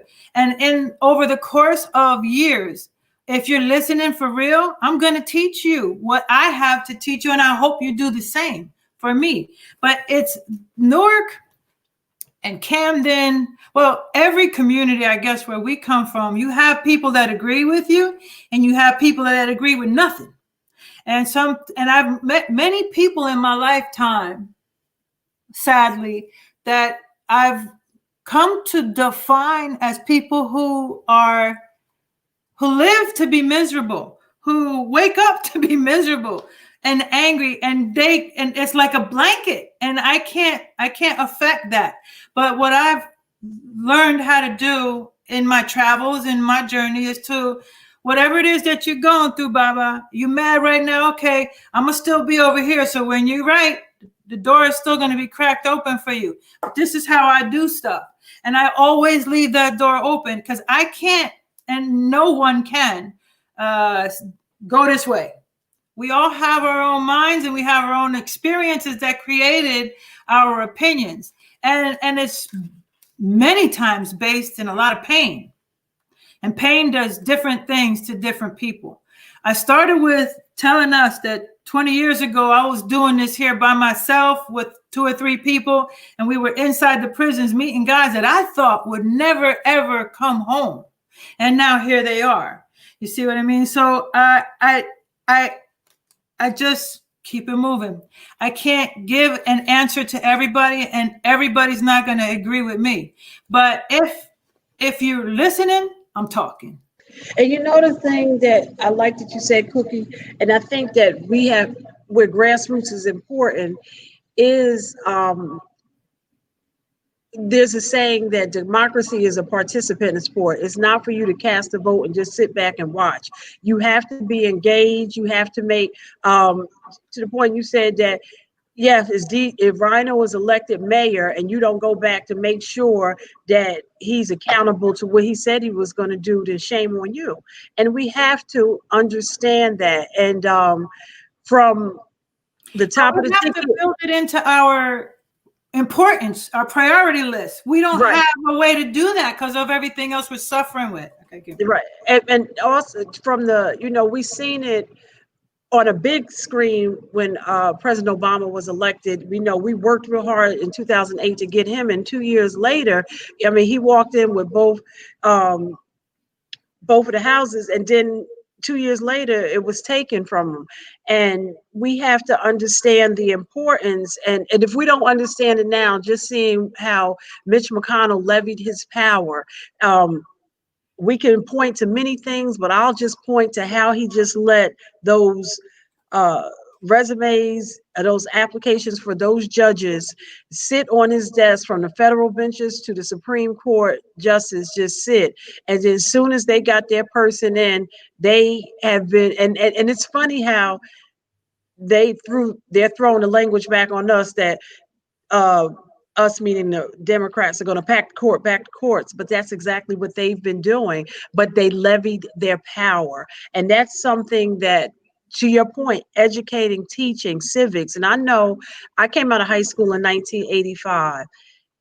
Civics was ingrained into our curriculum. Our elected officials would come in and talk to us. We registered to vote in high school. After we registered to vote, they connected how we were going to be responsible citizens. My teacher, Mr. Bob Bryan, asked us questions as citizens of Orange. What are you going to do? After you go to college or go to the military, do what you could do, how are you going to come back and help your city? And we had to write papers. We had to think about it. And then on the last day of class, we registered to vote. Civic engagement is probably completely absent today in our school system. And it's something that we have to work much harder on. I love that Senator Rice says, listen, campaign period is a very short time. After I raise my hand and I'm sworn in, I have a job to serve you and to do the work. And we have to understand that, and we have to stop being so dismissive that of the politicians, because they're there for, especially local law. They're there to set local law. And if we don't connect it into civic engagement, it's really lost upon our young people until something generally happens, Hey, whether Donna, adversely or, go ahead, I'm sorry, Ed. hey, Donna, And we want to get started with the vote. We want to thank Cookie, though, for her contribution and for sticking with us and everything she shared. And I've got tremendous respect for the organization. And I mean, I just think that the work she's doing is tremendous. And, I want to applaud her and let her know that anything that we can do, we definitely want to be available to do that for her. And I want to thank Zaid for bringing her to All Politics Are Local. She led with the big question. She led. It still has to be asked, though. But I know we got to ask the question, but Big question. I don't know. She didn't lead, but it's funny. She had answered it, but go ahead. She did lead with it. But I'm going to let Zaid ask the question. Go ahead, Brother Zaid. The rites of passage of every All Politics Are Local guest is this question, Cookie Rivera. sir, Who is your favorite hip hop artist or group, or who are you listening to that's hot for you right now? right now, not too many. Right now, what's his name? J. Cole. That's the one I would give you. Wow. J. Cole. Okay. But I'm back in Popster days. I'm a Nas girl, like I said. AZ, KRS, Helter Skelter. That's my family's first family. I'm a little Mob Deep. I mean, that's kind of where. But that's the inside. That's not what I do out there. As you know, Donna, you was at the cookout. I didn't do none of that. But it's in me, okay. But AZ and KRS and Park have some of the strongest messages out there, and Nas came right behind them. And I'm stuck in that era. Well, we definitely gonna look to have you back, Cookie, and again, we appreciate the work you're doing with the Latino National Action Network, and appreciate you, sister. And we want to say, no matter what goes on out there, you're always welcome on All Politics Are Local. And Cookie, before you leave, our other producer, John Austin, just said his mom said that you were really informative, and she's going to check out her own insurance policy on Monday. Mother Austin said that. Okay. Yeah. Yes, ma'am. God bless. All right, sis. All right. So, Mike, go on and bring Brother Conrad up. All right. And so, as y'all know, we get ready to go into the vote. We're late. I know that Mitty hit me up, said he was clicking in. I haven't seen him yet. Haven't heard from Tamika as of yet, but we got one. Man, did we miss Tamika? We got 1/3. Girl been on the road in the streets. Brother Conrad Tillett, Reverend Conrad Tillett. We want to welcome to the show and welcome to the vote. Peace, Brother Conrad. You got to unmute yourself. Welcome. It's great to be here, and as always, it's great to see and hear all of you. Hey, man, we just had a sister on, man, from the Latino National Action Network, man. I mean, she was dope, man. Just in terms of her knowledge, not only about hip hop, man, but about the struggle and not selling out. You know, Brother Conrad, before we get into a conversation, you know what I was saying was, and maybe you can help us with this conversation, because you are important to this kind of conversation.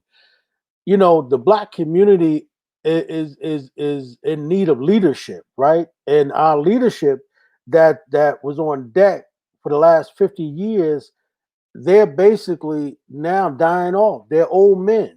And the new leadership that is coming on deck, they're trying to figure this out on their own.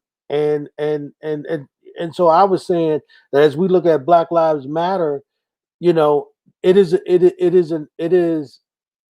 I don't know if we call it an organization with leadership or it is an organization without leadership, because nobody really claims leadership other than, at the individual chapters, because the only people that are in control of the money is those three women. Well, as you know, the local folk have been raising sand in the last couple of weeks The people who have been on the ground have been asking for increased accountability from those three women. So it's going to be interesting. You know, when you talk about leadership in the Black community, there's a lot of leadership in the Black community. I think where we go wrong is that we've been conditioned to look for the national leader or that mythical president of Black America. But when you look at some of the local groups, community-based groups, when you look at it, where every church, every mosque has a minister or imam, or every synagogue has a leader, principals are leaders, teachers like Brother Bashiri, these are leaders in our community. Everybody on this line is a leader. So we have no dearth of leadership in the Black community. Certainly Mayor Baraka is a leader. So we do have leadership, but we have, as a people, looked for that president of Black America. Started with Booker T. Washington, Boyce, and that model, I think, is passé. Probably because we live in an information superhighway. There are people who can organize in their local communities via the internet. They're all different kinds of formations, and all of that is not bad. In fact, a lot of it's good. And so I enjoy seeing all the levels of leadership. I think the problem is we're not talking to each other. We don't have any cohesive sort of movement. Jewish organizations always gather. There are many different Jewish organizations, but they gather under an umbrella to say, what's our agenda? And so we have always done that historically, and we need to get back to that and help our young people and new leaders to understand that you're not doing anything that's never been done before. You are a part of a historical continuity, but indeed, there are leaders out here, at least from my vantage point. And to your point, go ahead, I'm sorry. So I just wanted to follow up on that, Donna, real quick. So in other words, Brother Conrad, we're saying there's no real national leadership. That kind of a model is dying, per se. As well, it probably should, because really, when you talk about national leaders, you're talking about, yes, people like Minister Farrakhan, who leads a national organization.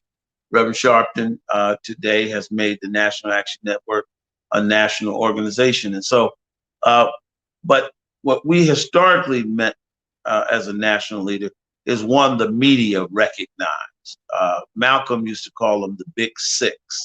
And I just think that model of leadership, it may not be over, but it certainly no longer has hegemony over the Black community, because there are just too many platforms, too many segments, constituencies, and demographics in our community that they don't even speak to. So we have a lot of leaders, probably more than we've ever had. But the real question is, can we take the best from those older models, and cohesiveness and having points of agreement, an agenda is essential to that. But you're right. No, to that point, one of the things that sticks out in my mind is what John Lewis said right before he passed, when he said, I had to leave the hospital to go out and see this mural. And he said it in his the last op-ed that Morgan Freeman read, but he recognized that those young people that were out in the streets protesting, he recognized their leadership and he encouraged them to keep doing what they're doing. And I've said it before and I'll say it again because we're speaking about that. But I think that John Lewis saw himself in those young people when he was a young person walking across the bridge. We lost Reverend Tillard. Where you go, Reverend Tillard? While we're trying to get him, let me make this point. One of the reasons why that model that we're talking about and it's fading away, and I would too agree, I agree with Conrad wholeheartedly that it needs to go away, is that model was created because it was a co-optable model in its conception. It was built on a premise that made certain kinds of organizations, certain kinds of persons who, by virtue of where they were getting their money from, right, controllable, within the paradigm that says, you can raise this question of social justice, but you ain't gonna go but so far with this, right? You ain't gonna start talking about revolution, and you ain't gonna start talking about, working with folks who are fighting for revolution in the other countries. Well, just stay away from that. So just work within this box, and we'll be glad to help you. Oh, it's a model of co-optation, right? And that's the piece that we need to be very clear about. Now, some folks have broken through that model and were both charismatic and sincere, like a Dr. King, for example, right? But many of the others, when Malcolm was talking about the Big Six, he wasn't talking about them for about their integrity. He was talking about their co-optability, how they could be bought and controlled, right? And why the masses and our people in the streets had to push past, and that's over 50 years ago we're talking, right? So it is healthy, I dare say, that we're not talking about this controllable, messianic kind of personality, because other folks who are strong in their set as nations and seeing themselves as nations, Jewish, whatever nationality you're talking about, they don't get down like that. They understand the importance of having a group agenda. They understand the importance of having what I call horizontal leadership, where leadership is grown and developed this way as opposed to this way. So you have wider development, and you're more healthy and you're more developed, more in an overall basis.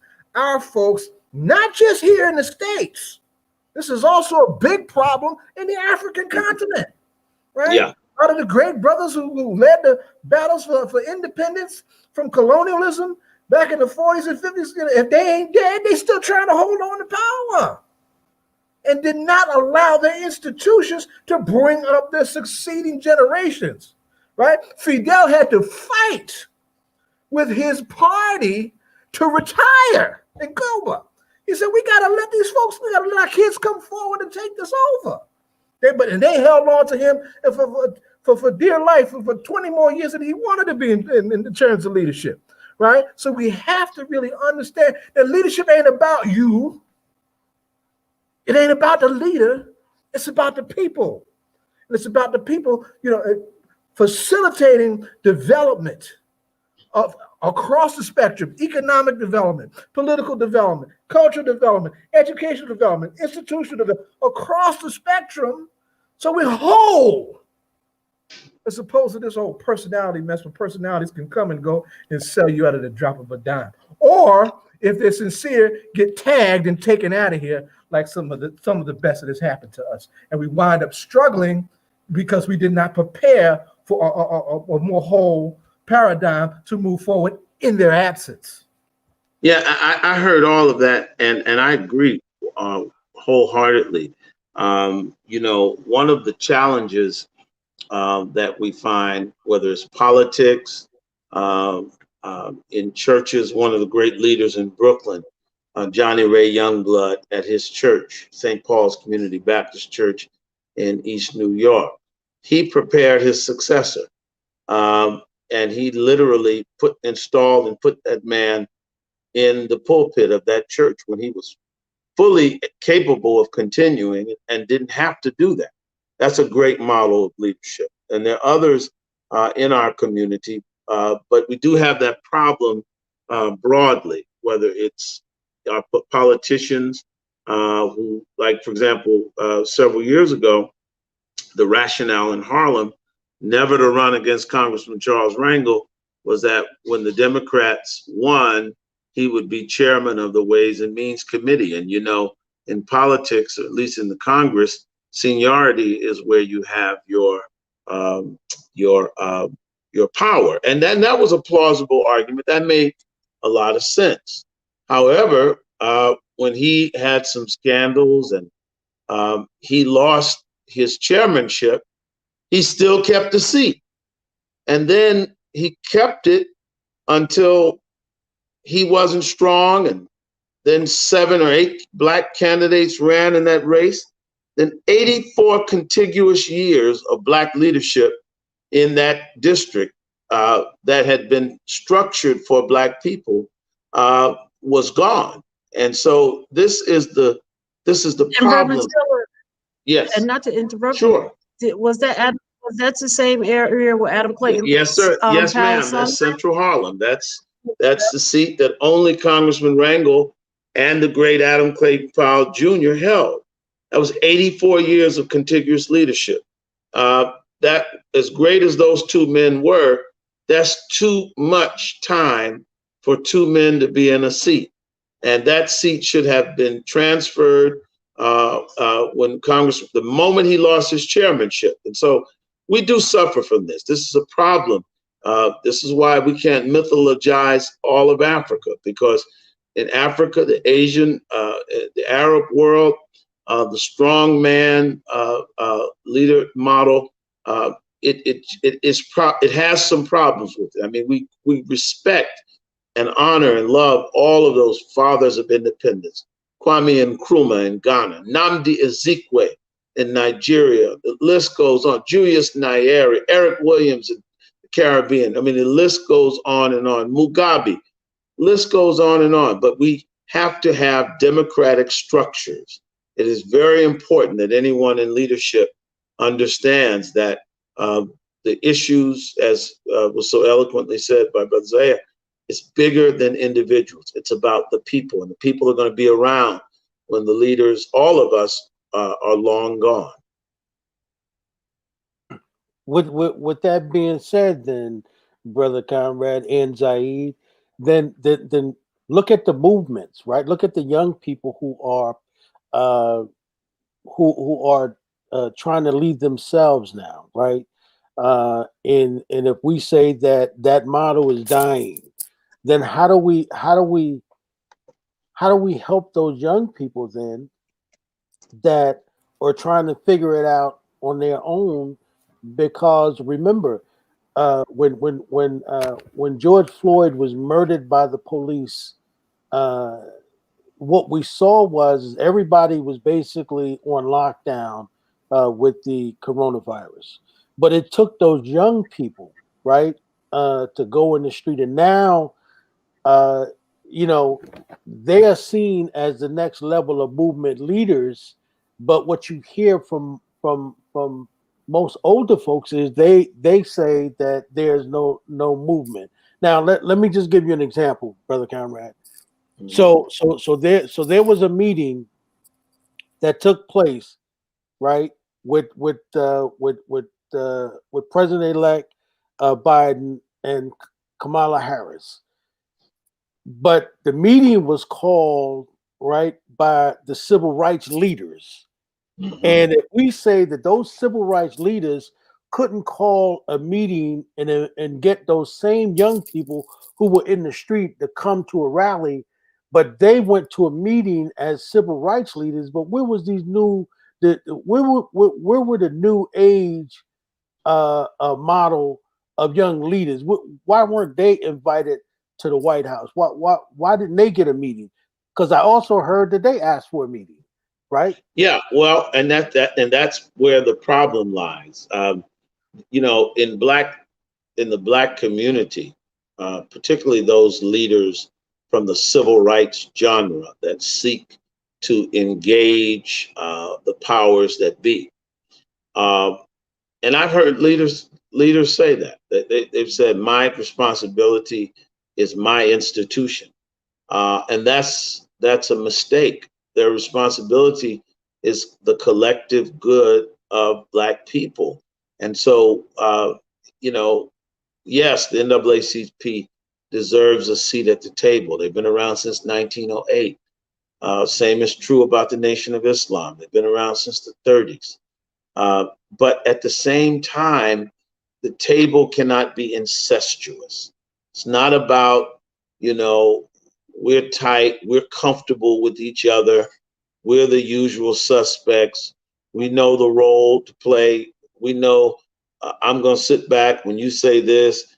I'm going to let you. I mean, that's what you have in Black leadership, particularly among the civil rights leaders. That's what Malcolm, if you ever really want to hear an analysis of the mindset of the civil rights leaders, you listen to Malcolm's speech, basically called The Farce on Washington. And he analyzed what had happened at the March on Washington. And we still have that same thing today, because the bottom line is the people who frequently are able to go into the door, they're not going in because the powers that be aren't comfortable with them. And that's okay to an extent, because there has to be a role. I remember when I was at number 7, Reverend Sharpton was controversial, but he could go in the door with David Dinkins. I could never go in the door. Mayor Dinkins would meet with us. But at the same time, we had our relationship with the Gang of Four, and when they needed us, we responded to them. That when they needed us, when we needed them, they responded to us. So, you know, again, I'm grown to understand we have to form an expansive council of leadership. We have to get together, as we're working to do in Newark, form a Black agenda, and that agenda has to be very expansive, but it's bigger than all of us, and bigger than any one individual in our community. Let me just add to that. What Conrad just described was a paradigm that we used to call in the old days, and then I'm older than Yes, sir. Conrad, the inside-outside strategy. Yes. That there were folks who get inside, but they understood that they were going inside for the whole community. Right. And there were folks who were outside who kept the noise strong and loud. Absolutely. Right? To have the back of the folks on the inside, right? There's always a place for that. Part of the answer to your question, Ed, has also been on our air already, right? Well, now we were just talking about the problem with Black Lives Matter. Then there's a movement for Black Lives, which is a different umbrella organization of organizations altogether moving towards the question of a united front amongst those young community organizers, right? Who are doing everything from protest to policy, right? And one of the things we need to be talking about right now as we move into this transition, if we want to support that kind of politics coming from our young people, is what they're talking about with pushing the Breathe Act through Congress. It's an omnibus bill on police reform that covers all those things that we need to be talking about, right? And they fresh out of the streets, right? So we have some things, you know, some young folks at our disposal who are getting it. And they also have the political maturity because some of them study, they have learned from the previous generations in their work. When we had Monifa Bendelli on here, Monifa is a child of the new African independence movement and a child of the Black Panther Party on our Cubs. Absolutely. You have that history, right? Rukaya Lumumba, that's Chokwe Lumumba's daughter, right? They were raised in struggle, okay? And they're still out here, you know? And you see what we got with Tamika is like the next wave of that, right behind them. Okay, so we have that that's in the making. We just make sure we just need to have their backs and play our important role as elders, giving them direction and using the platforms that we still have, the access that we still have, the credibility that we still have to keep pushing from where we at. And I get that, right? In terms of how we do that, I think that for me, right, as and what has brought this up in my spirit really is that, you know, as I looked at what those 9 Black Lives Matter chapters are saying, you know, as it relates to those 3 sisters, right, that it doesn't seem to be any real level of leadership, but because it wasn't really those 3 sisters who actually went in the street per se, right? It was really all of them young people moved around that whole idea of a Black Lives Matter concept, right? And what we saw, and I may have mentioned this, Brother Conrad, when you were on, you know, we talked about how it was co-opted by, right, politicians and elected officials and civil rights organizations, where they went in the street and started painting in the street, right, putting Black Lives Matter in the street. Now they all could get involved, but it wasn't really to the point where they were bringing real agitation, right, to what was going on around young black people and black people in general being murdered, i.e., Breonna Taylor in the street by police. So that's why I'm saying. So if there's a meeting that's going to be called, I'm saying in my mind What's the that problem? the civil rights leaders should have said, "Well, great, we want a meeting." Just come to the door, sir. What we want 26 also Park is Street. that No, you're not. It's 26. we want to be able to invite these young people as well, like you were saying Are about you at Johnny 26 Park Young Street? Blood, right? In Brooklyn, like you said, he set someone up to take over after him. Hold on. Where these so-called leaders doing that to bring a Tamika Mallory to that meeting, right? Or Right. to bring the young sister Bedelli to the meeting. Where's that happening at? You know what I mean? Yeah, well, that's the problem, Ed. And that is a problem, because what it generally shows is that, and this has been the problem, we often equate access to power. In other words, when Booker T. Washington went into the White House, even though he had to go through the back door, that was perceived as power among black people. But it's not necessarily power because you can meet with the president.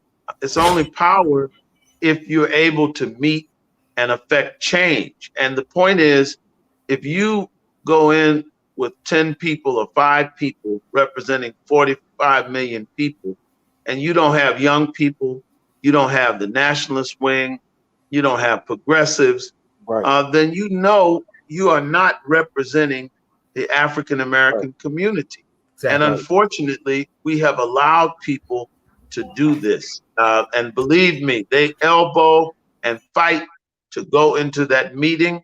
And they're not going in because they're ready to speak truth to power. They're going in because they've been pre-approved and they know they're not going to speak out of turn. And indeed, for them, the end all be all is the photo op. And that's why I don't condemn black Republicans, because listen, they go in and meet and they push things that are important to them. Black leaders on the Democrat side do the same thing. It's really it's what all groups do. Everybody can't go in. That's understandable. But as Brother Zaid said, we've gotten away from, when you go in, you're representing all of the people. And that's why that black agenda, the inside-outside strategy, is important. That's why I respect Dr. King, because Dr. King marched with Stokely right beside him. They had completely different ideologies. Dr. King understood, in order to be credible, he had to speak for those young people. After Dr. King's death, there became a professionalization of the civil rights movement. And they were more concerned about approval by Democrat Party operatives, because they wanted to run for positions, because positions mean jobs and financial security. And we've moved away from black politics. And the only thing I would say to young people today, we've got to go back and sit down together and figure out what it is that we need to fight for and advocate for. I think everybody that has a credible voice should be represented. But I also think there's no sense in us going in a million different directions where the black agenda is a mile wide, but an inch deep. And that's what we have now. Everybody's got their own agenda, but we need a black agenda, community agenda. That's right. Ed Conrad blew up the mic. Yeah, no doubt. And Jonathan said that they got dissed in that meeting as well, so we didn't want to leave that out. So inoculate ourselves. Yeah, because I think that that's the thing. you know, sort of like Brother Conrad just said, they going into the meeting and everybody know that they're not going to shake anything up, right? But those young people are, and you know, Brother Right. Conrad, that concept that I don't know if you've seen what I because on Facebook this week, I had reiterated what you had said when you said that what the negotiation should be, right, with the Bidens, right, for black folk and their vote should have been 50% of those cabinet positions, right? And so I put that out there, and rightly so. John's pushback on that, I think, was correct, because I wasn't really saying just black faces in those high places. I was talking about black people who shared our ideals in those Right. positions and would go in and create policy that would change the lives and make it better for black people in this country. So And who were in the streets doing the work that got him elected. right. Right. And the other thing is to that, Brother Conrad, is that as you know, with black folk now, they're having buyer's remorse because they don't have any leverage or power to tell Biden what positions to do. He's doing it the way he wants to do it, right? But he wouldn't be there but for. Absolutely. Right? And so that negotiation that you suggested, right, that they should have been doing at the beginning, and you were the one who told me that it was Clyburn who said he didn't want anything. Now all of a sudden, Well, not only and you want something. not only did he say that, but now, and it broke my heart this week to hear him saying he's disappointed with the pace of and the number of blacks that Biden has appointed. And you say, well, if Clyburn is saying that, then that means he's not in Biden's ear. They're not talking regularly, which you ask yourself, how could that possibly be when that one man literally held the fate of Joe Biden's? Had Joe Biden lost one more primary, especially South Carolina, he was finished. And so again, that's why I caution black people. Don't be so concerned about getting Trump out. That can't, negative motivation never works. Right. You know, building off of a negative. I'm against that no. too, but Absolutely. So my point lastly on that is, how could that not have been negotiated? I mean, how could that possibly? I mean, it's one thing for me to say that, or you to say that, or us on this line. How could Clyburn be saying he's disappointed? I think that was ingenious, Brother Conrad, when you said that, right? And I posted it again on Facebook, and I'm saying that was just I mean, that was just sheer genius to say, okay, well, let's go negotiate now. You because I heard one of the other I forget which one it was, but I heard one of the other congressmen say that when they were in some other states around the country before they got to South Carolina, and I didn't notice, they said that he was only getting 8 to 10 people at a rally. He was. That's what I'm saying. His campaign was DOA. Right. But he ends up the president, and now y'all didn't negotiate anything? It's unbelievable. I mean, listen, Biden wasn't even in the conversation. Just think back, he nor Kamala, nor Cory Booker. Well, they were at each other, but here's the thing, Reverend Tiller, we're here now, and the pics that have come out, and what I would hope is that we are here, focus, go forward. Whatever we didn't do, how can we make the most of it now, because we can't fight amongst ourselves and fight them, because they're fighting every pick that's coming up already. The brother that the retired Army, he doesn't have enough civilian time. The Indian sister, they didn't want, I mean, they already are. So here's the thing, Biden's fighting still the I think in Texas, they still trying to overturn the election. So those fights are going on. Then every time he's coming up with picks, They're fighting, they're kind of setting the land in terms of turning those picks or having those picks not be successful. And then what else do we have going on? There was something else, I just lost it. I mean, it's like Well, three I things. expect. No, go ahead. Oh, and then I when, expect. and then I'm sorry, the last thing was that Sure. you're removing people like Fudge is coming. Which the different people that you're taking from elected positions, you have to hope that there is a succession plan. And while we're saying that these are safe seats that people are going to get back in, that Democrats are going to get back in, because the margins are not like overwhelmingly in the houses and everything. So there's like three different things that have to successfully move forward for us to collectively be able to move forward. Yeah. Well, again, I expect the Republicans, they're going to fight him.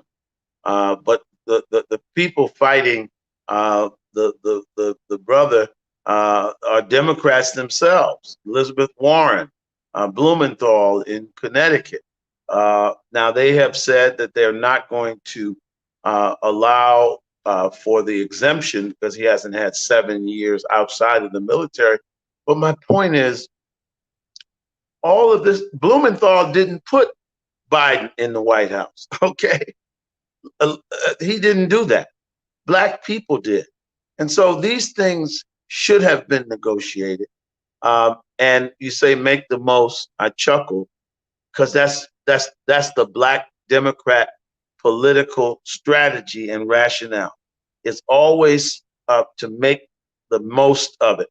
What I'm saying is, since we make the party, let's not just make the most of it. Let's be cold, vicious, resolute in negotiating before we vote for somebody. That's why and so now that we're here, okay, I don't have to take you back, except that we'll do the same thing next time. We'll do the same thing in local races. Everybody doesn't live in a Black city like Newark, so we have to form these coalitions. If we don't break that model, I'm angry at the Republican, so my anger alone is what drives me to vote. If that's all that was about for Jim Clyburn, the man who single-handedly had an endorsement that essentially made Biden successful in South Carolina and then a slate of victories after. Saved his flat behind. That's what he did. If that was only about getting Trump out, then that is the mistake that we keep making. So I hope we don't make it again. But all of these things, 50% of the cabinet, Greg Meeks now, I had said we should have foreign policy concerning Africa and the Caribbean. Well, Greg Meeks is the first African American to be selected to his position, and so that's a positive sign. Although I'm always concerned about any New York or New Jersey politician in terms of foreign affairs, because there's great pressure in this area with respect to Israel, and that's fine. That's politics. You're elected to Congress in New York, New Jersey, Pennsylvania. That's an issue. But I hope Black people are exerting equal pressure and will exert equal pressure, and that we will also get what we need for Africa, the Caribbean, et cetera, et cetera. And what do you think about Gregory Meeks? What do you think about Gregory Meeks' seat being filled? Who do you think in the succession plan for? Well, Gregory I'm Meeks' sure seat? That great Queens political machine led by a brother who just died, Brother Archie Spigner. Guy Brewer is now there's Guy Brewer Boulevard. He was one of the leaders, and he was the leader, and up under him came Archie Spigner, and so that political machine in Queens, Southeast Queens, has a strong succession plan. There's somebody they'll call from that farm club, from that bench, but you never know. There may be a young person who jumps up and says that machine is not progressive enough. But let me remind everybody, you can never be sure in Donald Trump's Queens.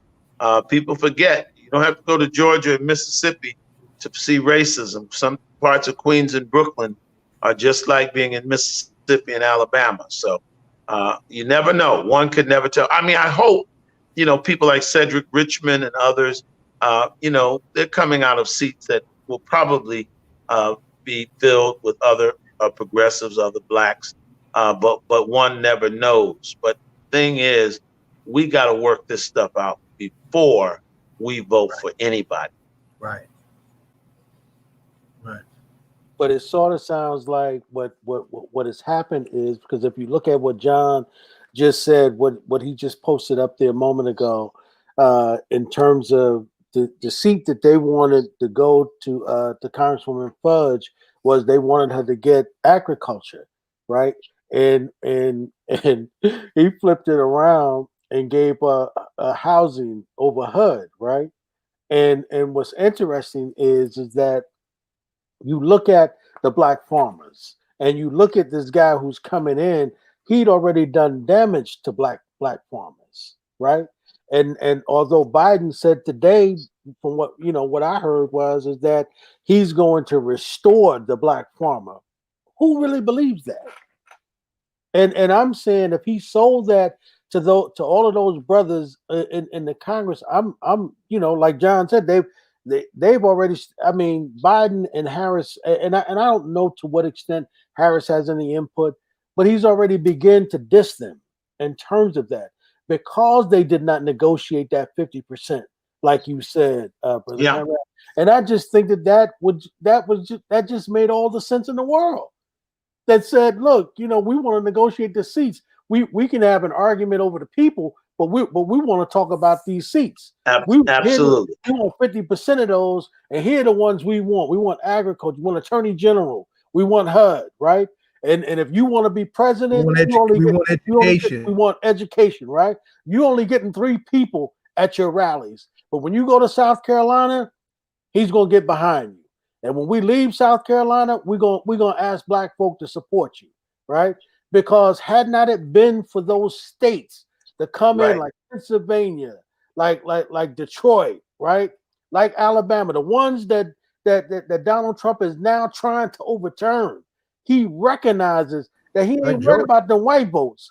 I want to get rid of them black votes, because them are the ones that saved your ass. And I want to get rid of them. They ain't have enough sense to ask for something in return. Well, they ain't got enough sense to know that I'm going to take their votes from them and I'm gonna stay in office. Come on, man. We got to be better than that, man. And maybe that is the reason, Brother Conrad, why we ought to be looking at these older brothers and sisters are not prepared to fight this game on the level that it needs to be fought on right now. We were just citing, Malcolm's wisdom from the message to the grassroots. The application of Malcolm's wisdom now is the ballot of the bullet, right? Malcolm said, you put them first, they put you last because you're a chump, meaning that when it comes to these kind of equations, we are so up in the behind, bend over backwards, super low, not asking for or demanding anything. Absolutely. Right, and wind up being pushed out or pushed to the side, or our agendas being relegated to something far less than what we intended. Right, it's not a new thing. It's our time that we outgrew this and move to something else. Move to what we're talking about.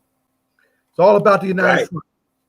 But it also goes back to what we were talking about when Cookie was on, that civic engagement is important, and constituents have to understand how to be civic engaged and how to hold accountable and to know what's going on. Because to hear people who, I was in a conversation the other day, and people were just saying, it got personal this year. This is the first time I voted, or this is the first time I've participated in an election. So as I said earlier, when Cookie was wrapping up, people have to understand the power related to the vote, and also how, whether it's just paying in taxes and how you're holding people accountable or how your taxes are spent, people have to be engaged. And as you said earlier, it's That's all. not just the big race. It's not just, yes, there were thousands of people who voted, but their only motivation was to get Trump out. And the reality is, if you fire people up, as I said, I'd bemoaned before the election, if you fire people up just on the hatred of Trump or Republicans or the KKK, you're really not giving them political education, and you're not really getting them to understand how to participate in the political process. And so we've got to do a better job than that. And you know what else, Reverend Tiller? I always, this difference of the sense of power that the Republicans, especially at the federal level, hold, but whereas the Democrats feel the need to serve all people, and the Republicans just go in with their agenda, and that's just something that's very, very different, you know. Well, I agree. I don't know if I agree with you that the Democrats serve all people. Look at Biden. I said the thought. BlackRock, all of these. Now, BlackRock was tight with Bush, and now they're back in with Biden. So, I mean, again, you see the incestuous nature. I don't see anybody serving the poor and the masses, okay? But I see a lot of these people, and again, you know, once Biden gets in office, you got to ask for what you want. Before that man is the president for the next 4 years, and if you don't think he's going to exercise his authority, he's going to do that. So you got to literally negotiate what you want before the election. And also, watch this. You've got to be willing to punish. You've got to be willing. If he promised something to Wall Street, just like when George Herbert Walker Bush said to the American people, no new taxes, read my lips, no new taxes, and he broke that promise, the people, including conservatives, they punished him. And black people never want to do that because they got us in the trick bag. Well, if you punish us, the Republicans are worse. That's what they tell us. But in reality, in politics, it doesn't matter who's in office. It only matters what you negotiate. And until we get to that place, we're just going to keep repeating this cycle. I haven't even done my show in the last couple of weeks. I refuse to talk about Negroes today, bemoaning about what Biden is not doing right. That to me is a waste of breath. When you knew in the beginning that this was inevitable, it was going to happen, it was inevitable if you did not have the mindset that we want what we want, whether it's rational or not. We are giving you the presidency. This is what we want. And if we don't get it, you're not going to go in. And if you trick us, in 2 years, we'll take your Congress. In 4 years, we'll vote for the Republicans and put you out. We got to talk like that. But you know what we were hearing, you know, and it was, you know, a lot of the guests that was on our show, you know, they all were saying, well, let's wait until he get in. You know what I mean? Let's give him a shot. Which is the craziest thing in the world. Right, which is what we've always said, right? We've always done that. And so, you know, and remember, you know, one of the things Malcolm always said, he said, why is it that we love white people so and hate black people? He said, hate ourselves. He says, because they give us absolutely nothing, right? And so white people give us, as James Mtume would say, the illusion of inclusion, right?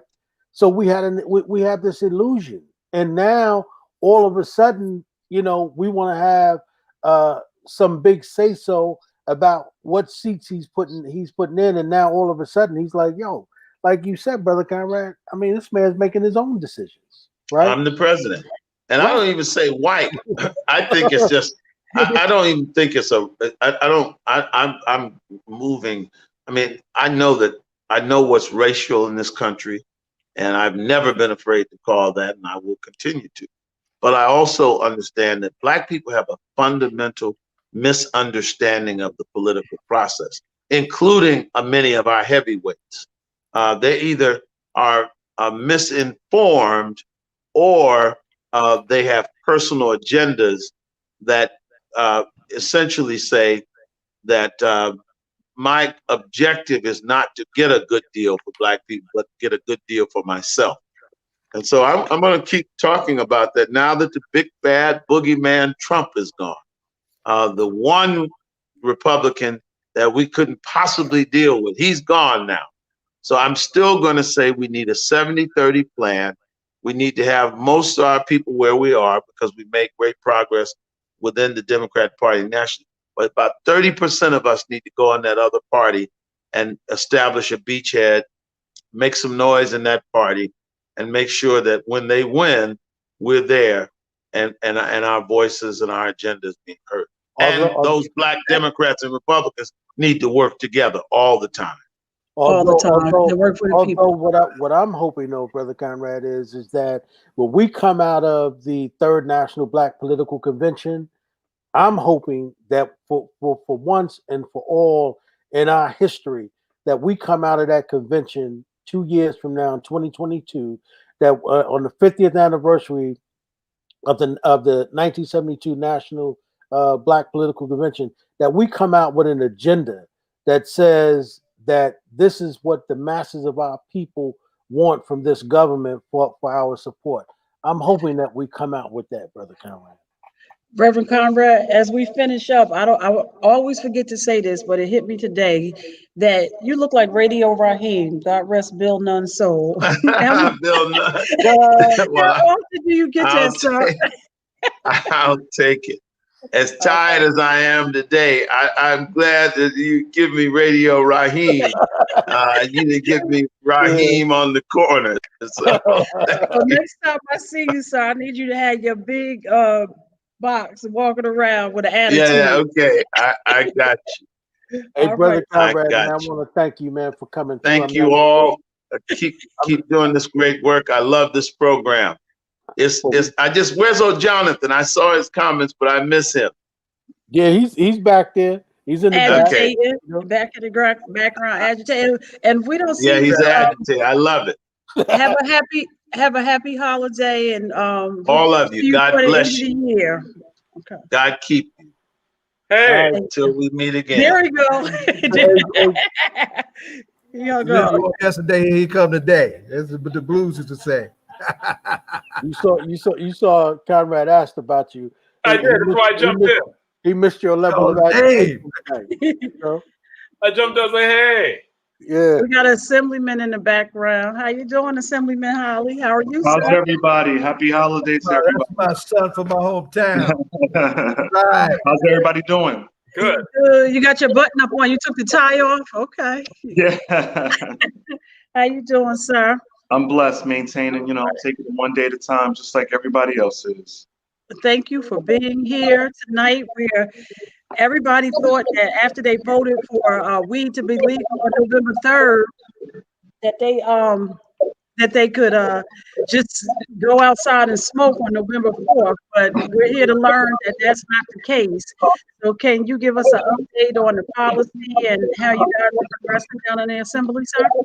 Yeah, well, I mean, it's been a long time coming. We're at the finish line. December 17th, next Thursday, is the final vote.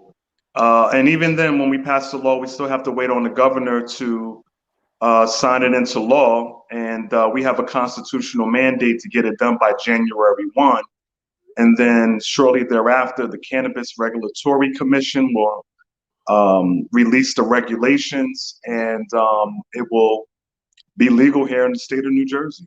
It's been a 5-year journey, some up days, some down days, some long days, some short days, but I think it's finally here.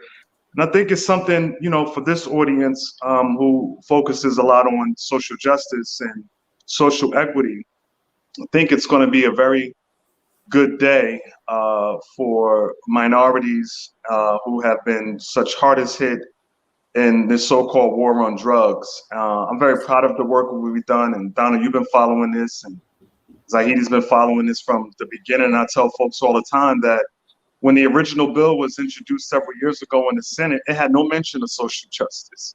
It had no mention of social equity, it had no mention of revenue being reinvested back into the communities that have been hardest hit, and the impacted zones and individuals. And I hear you. I hear you, but I want to get. This is Jonathan Alston, and I'm just really curious about this weed bill.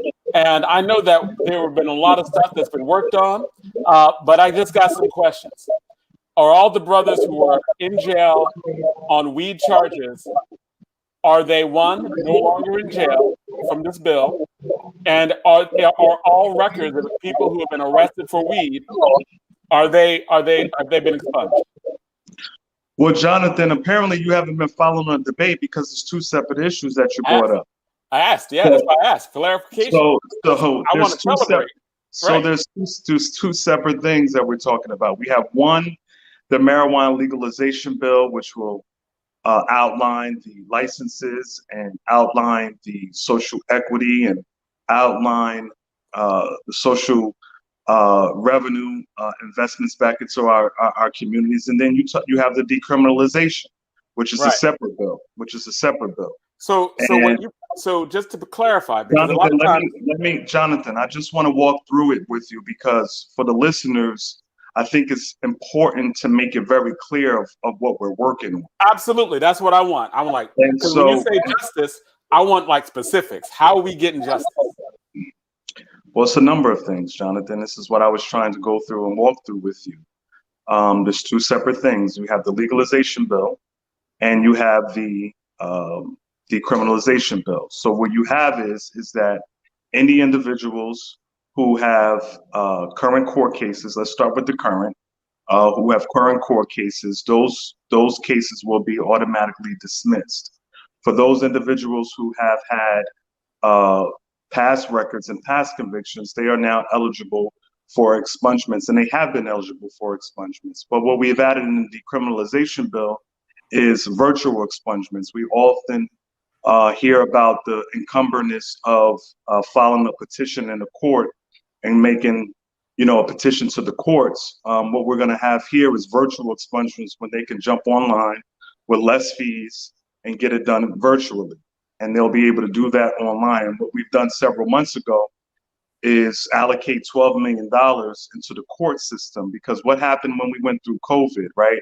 The unemployment system crashed. The system at the Department of Labor, couldn't handle all the requests. And so the thought of myself and others in the Black Caucus in our Assembly and Senate said, well, let's get the court system, upgraded so that when this comes online, and now it's looking to come online February 1st, that we're well prepared to ensure that these individuals can apply virtually.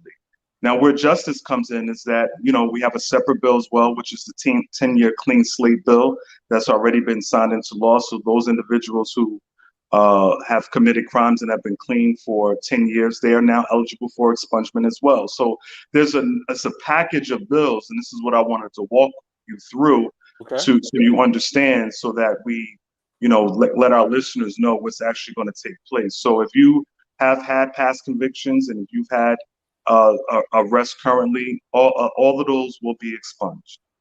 Okay, so past convictions on marijuana and current prosecutions on marijuana are done. Well, at the signing of the bill, it will be dismissed. But you also have the Attorney General, by the pressure of a lot of community members, once the legalization was passed, he provided a directive to individuals and the police departments to no longer arrest for these low-level possessions of marijuana. So we have until January 20th to that, but by then the law will be put in place. All right, cool. And just for clarification, that means from the executive, the governors, and the attorney general who works for the governor is like, we're not going to arrest people on possession of weed anymore, and all the current prosecutions on weed, we're not gonna those go away. Mm-hmm. Right. And then you have the decriminalization bill that will, if you have up to 6 ounces to possess. If you have over 6 ounces, we bring that down to a disorderly person's $50 ticket, or like treated as a disorderly person, as opposed to, a criminal arrest record or a criminal conviction, up to 6 ounces. Okay, so I just wanted to step back for a second, because we actually jumped in. There's so much feedback. I'm sorry. We jumped right in and we started talking about Assemblyman, and we didn't talk about who you serve, and can you just really just talk about the areas you serve? And you actually did say a little bit that this bill has been a process of over several years, but you have even served on a local level, and so you have the experience of understanding why this bill has to be comprehensive, and in fact that it goes back to those communities and undo the harm that it has done over a long period of time. Yeah, thank you, Donna. I mean, I served as the councilman here in the borough of Roselle for about 7.5 years. And then I served as mayor for about 3.5 years and transitioned 5 years ago to the state legislature. So it was important for me because I come from the same, background of individuals who lived through the drug war, the families who have been affected, the communities that have been affected, and so many of our friends and family members who have actually been affected by this. So this was really near and dear and personal to me, because how do we discuss having a $1 billion business at some point, and we don't talk about correcting the wrongs of the past? And so my passion in this bill is embedded in it, because I've seen the harms that it has done to our communities. And I wanted to take it back before John had, asked a few questions, is that when this bill was originally introduced, and it had no mention of social justice or social equity, no investments back into the community. And so what I did was take that same exact bill and provided amendments, and the amendments were the same amendments that we're discussing today, the same holdup that has taken place over the last year or so, last few months, of communities back into the revenue back into the communities. All of that has been held up and now discussed and now negotiated and hammered out, and we're looking to vote on that December 17th, next Thursday. And what I mean by social justice and social equity is this: is that 70% of the revenue that is generated by the sales tax will be reinvested back into all the impacted communities. And there was a formula for that. It's a lot of our urban centers. And it's 70% would also be given to nonprofits in our communities for job training programs, healthcare programs, reentry programs, tuition, grant, everything dealing with the impact of drugs that has affected our communities. All of that will be then given to these impacted communities and these individuals. But we also said that if you have an old past, if we have an old, conviction of marijuana, it would not. Just for clarification, Assemblyman, but just for clarification on that point of reinvestment, who determines what gets is it given to the municipality? Who determines how it's spent?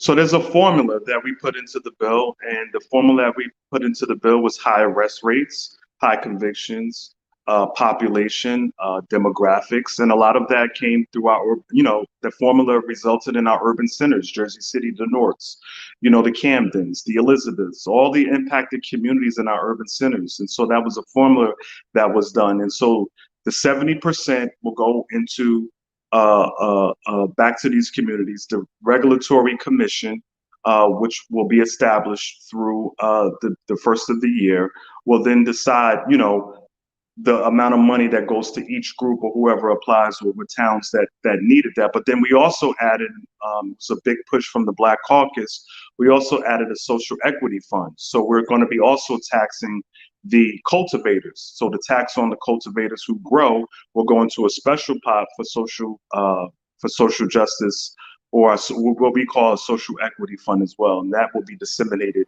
back into these communities. But you have members in the Black Caucus who will be very instrumental during our budget process when we vote on our budget, to ensure that these funds are allocated appropriately. And when you're saying that these communities get it. And I'm just, could you say it's an application process? So does that mean the mayor or the municipality will apply? Will it be like it will just be given to these communities through the mayor, or will it be given through the communities through like how will it get there? Like, will it be given to the congressional district and people can apply, or not? John, I mean, John, in any instance that you have monies being dispersed back to the communities or to nonprofits, there's always a process, and that process will be available once the law is put in place. But I can assure you that the members of the Black Caucus, through our votes and through the budget process, that this will be allocated fairly and to the individuals in the communities that deserve it. We didn't fight this hard to make sure that we got this put in when it wasn't even there in the beginning, that we wouldn't allow it to go back to the communities that we all represent. And you have a very diverse group of Black Caucus members who represent many factors of this state, whether it's South Jersey, Central Jersey and North Jersey, to ensure that we will make sure that these dollars are allocated appropriately. But I also want to touch on the other pieces that I think that it's important. Assemblyman, let me just interrupt you right there, because I just want you to clarify. He said congressional. This is a state bill. So if anything, it'll be through the state through the legislative districts and not the congressional. Yeah, I would clarify that. And John, if you could just allow me the opportunity to try to explain, because it's a very, very, very difficult piece of legislation. It's a package of bills. So it can get confusing if you're not following it appropriately. And I know that there's, you and others have many questions, and I'm here to answer those questions, but I think it's important to lay it out. The other piece is that— But sometimes when I'm just for clarification of what I was doing, sometimes when you're saying things, if they don't catch where you are, they're not going to catch where you're going. Yeah, but when sometimes they'll stop you just to ask them clarification. When you also interrupt, it doesn't give me the ability to explain to them as well. So the other pieces that I wanted to explain as well is a lot of the social equity that we put into the bill.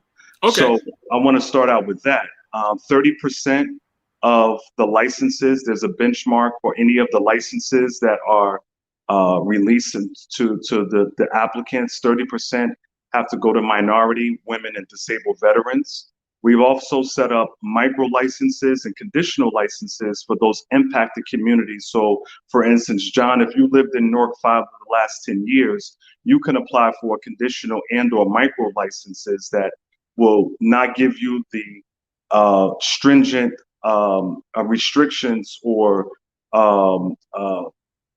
applications that normally these big conglomerates come in. We've tried to scale it down to the average everyday person who wants to open up a dispensary. So we've allocated, a certain percentage in those licenses, as well as conditional licenses and micro licenses. So if you have a small square footage store, you are able to do that versus the big guys who are going to come in on these big highways and set up bigger retail dispensaries. So we've drawn it down to where we think that we're creating an opportunity. Is it perfect? Absolutely not. This is a new business. I think that the legislature will find itself in the next coming months tweaking a lot of these laws that we put out. But we wanted to emphasize the importance of having minority opportunities and able to grab the opportunity and not just sell it out to individuals, but able to have them, grab the opportunity versus if they were to just go to a regular state and try to open up and have millions and millions of dollars of overhead. They don't have to have that in this bill. If you look at all the other 13 other states that have legalization of marijuana, none of them solely focus on social justice and social equity. By far, December 17th, and when the governor signs this law, New Jersey will be leading the way on a strong focus of social justice and social equity and opportunities, but more so importantly, the revenue being generated that will go back to these impacted communities. And in fact, there's other states who are reaching out because they like our model. Illinois has taken some pieces from us. California is starting to pull some pieces from us. So, New Jersey, I'm very proud of the work that we put in because there's a strong focus in this bill for social justice, and it wasn't in the beginning. Now, the federal government has started talking about the legalization. It doesn't seem that the bill's going to pass, but if New Jersey's bill and the federal bill somehow seem to align and the federal doesn't happen, is that a benefit for us? I think if the federal government does pass a law nationwide, I think that is in the best interest of all the states. The Obama administration did release some regulations back when he was the president. So there was some guidelines that states needed to follow. We are within those guidelines. So we're not too much concerned about the federal government because there are guidelines that are there for states to follow. But if we could, get around those guidelines through a law that the federal government will eventually pass, and I don't think it's going to pass with a Republican Senate. I think there's going to be some pushback from that. But as long as the states begin to, enact these types of laws and they follow the guidelines from the old administration, I think it's inevitable at some point that the federal government will jump on board, because most states will then, or at least half of the states by then, will have legalization of marijuana in their states. I mean, we just have 4 or 5 states this past November that went on the ballot. So, and we had 13 prior. So, we're inching up state by state. Now, to your point, just to make it real simple, Actually, I just wanted to, Donna, I just wanted to go back and clarify before we got to a new point, because we were talking about social justice, and I just want to clarify, just to make sure that it's real clear to everybody. 70% of all tax money is going to go to communities that have been affected by this. No, John, it's 70% of the sales tax. Right, 70% of all sales tax money, right, off of marijuana. 70% of the tax money is going to go to the communities that have been impacted by this. 70% of the sales tax. Right, the sales tax on the sale of marijuana. Correct. All right, and then licenses. There's also a social equity tax that will be imposed on the cultivators and growers, which will go into another fund for what we call the social equity fund as well. Okay, so those are 2 sources of revenue that'll be had from both the sale of marijuana and the people who grow it and sell it, like the farmers. Correct. If that's the. Well, I mean, like the people who grow weed, they grow farm, whatever. And I mean, I'm sure there's a term for it, right? The growers. And the second thing is micro licenses are so that people who have small businesses can actually get a license. So instead of spending $250,000 for a license, how much would a micro license be? That will be much cheaper. That'll be set down with the regulatory commission, but it will not have the I don't want to say restraints, but it would not have the level of what a regular dispensary would qualify for, or what you would have to put into your application for a regular dispensary, like the square footage, the amount of employees. The micro businesses, you would have to have 10 or fewer employees, where it's attainable and it's reachable, and provide that type of opportunity for individuals who are, everyday people who look like you and I, and who want to get into the business and have a lot of not have a lot of restrictions that the ultimate bigger dispensaries. That doesn't exclude them from going out. They have the capital to go out for other, dispensaries, regular dispensary licenses. They can, if they want to apply for cultivator license, they can. But the micro businesses and the conditional licenses are unlimited. Now, there's restrictions. So they're unlimited licenses for micro businesses, for the micro licenses. And conditional. All right, so that's really important, because one of the things that was the biggest concern for legalization was that people would not be able to buy in because it would be so expensive. And you're saying micro licenses do that. What do conditional licenses do? What's the difference between a micro license and a conditional license? So conditional licenses are in impact zones that we've outlined with a formula of the high arrest rates, high convictions, populations, demographics. We put a formula together. Those will be in those impacted zones, in those certain towns, and there's a residency restriction on those, so that Jamel Holly or John, who lives in Newark, 5 of the last 10 years, you would qualify for that. That would give you the head start for, applying for those particular licenses in those impact zones. You would have to have lived there. You would have to have a interest because you live there, and it would be 2 or fewer employees. 10 or fewer employees. You can link up and contract with the cultivator who actually has the products and bring it to your dispensary. But it's more sort of small and mom and pop shops that are in our impacted communities as versus the conglomerate ones that want to come in regularly, like the medical marijuana dispensary. So this is actually really important too, because one of the concerns on any type of legalization is that the people who had been selling before, right? Like your boutique sellers, right? Like the people who had been, that you would get weed from would not be able to sell it in this like new market. But giving these conditional licenses means that your small seller who was selling underground can now be above ground legal and pay taxes. Was that the thinking behind the conditional license? Correct. Not only that, but if you've, some people who do it in the black market and do it, and haven't been arrested, can. But those that have been arrested and have been convicted, that would not forbid them from. We've had language in the law that would not forbid them for applying for a license, and that restriction is now taken away from them.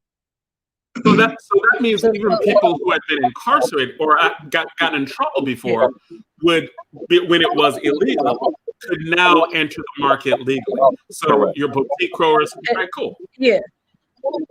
And let me follow up on that question, Jonathan, Assemblyman.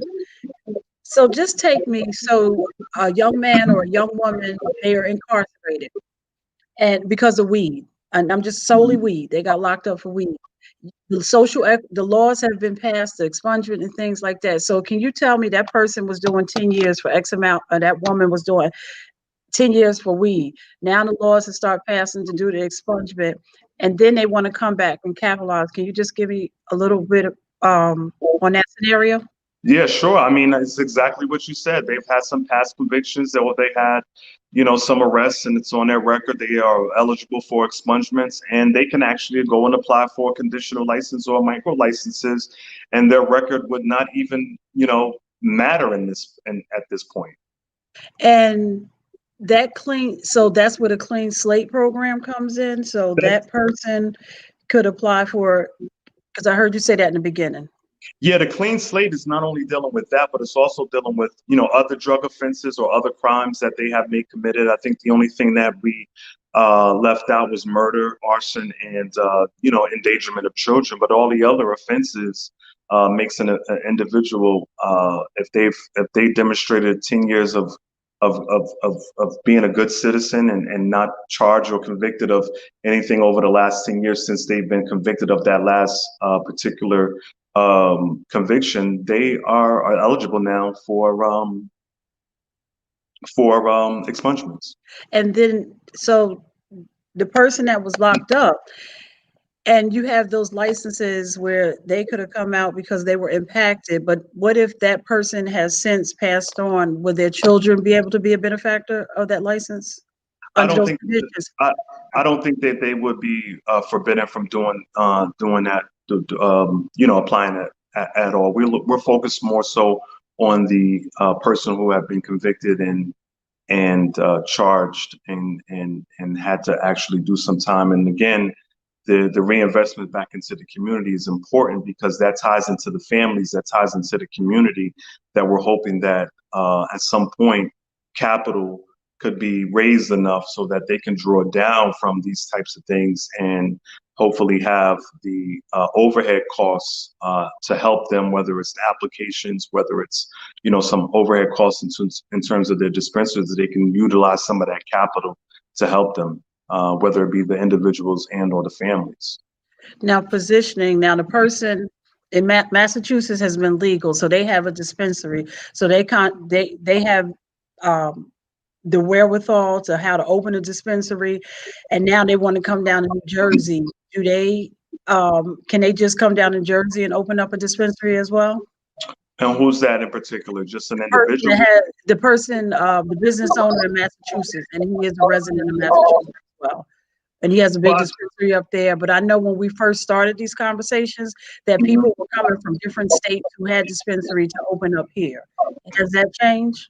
Yeah, so as it relates to that, the micro and the conditional licenses are strictly about those who live in New Jersey and those who are show a 51% ownership of the company. But nothing forbids anybody from coming out of state who wants to, as a company who wants to open up. They have to go through the normal application process and demonstrates to the state that they have the necessary capital, they have the necessary location, they have all the requirements that are required for an individual to have what it is to obtain a license. And we have a lot of farm country down in South Jersey.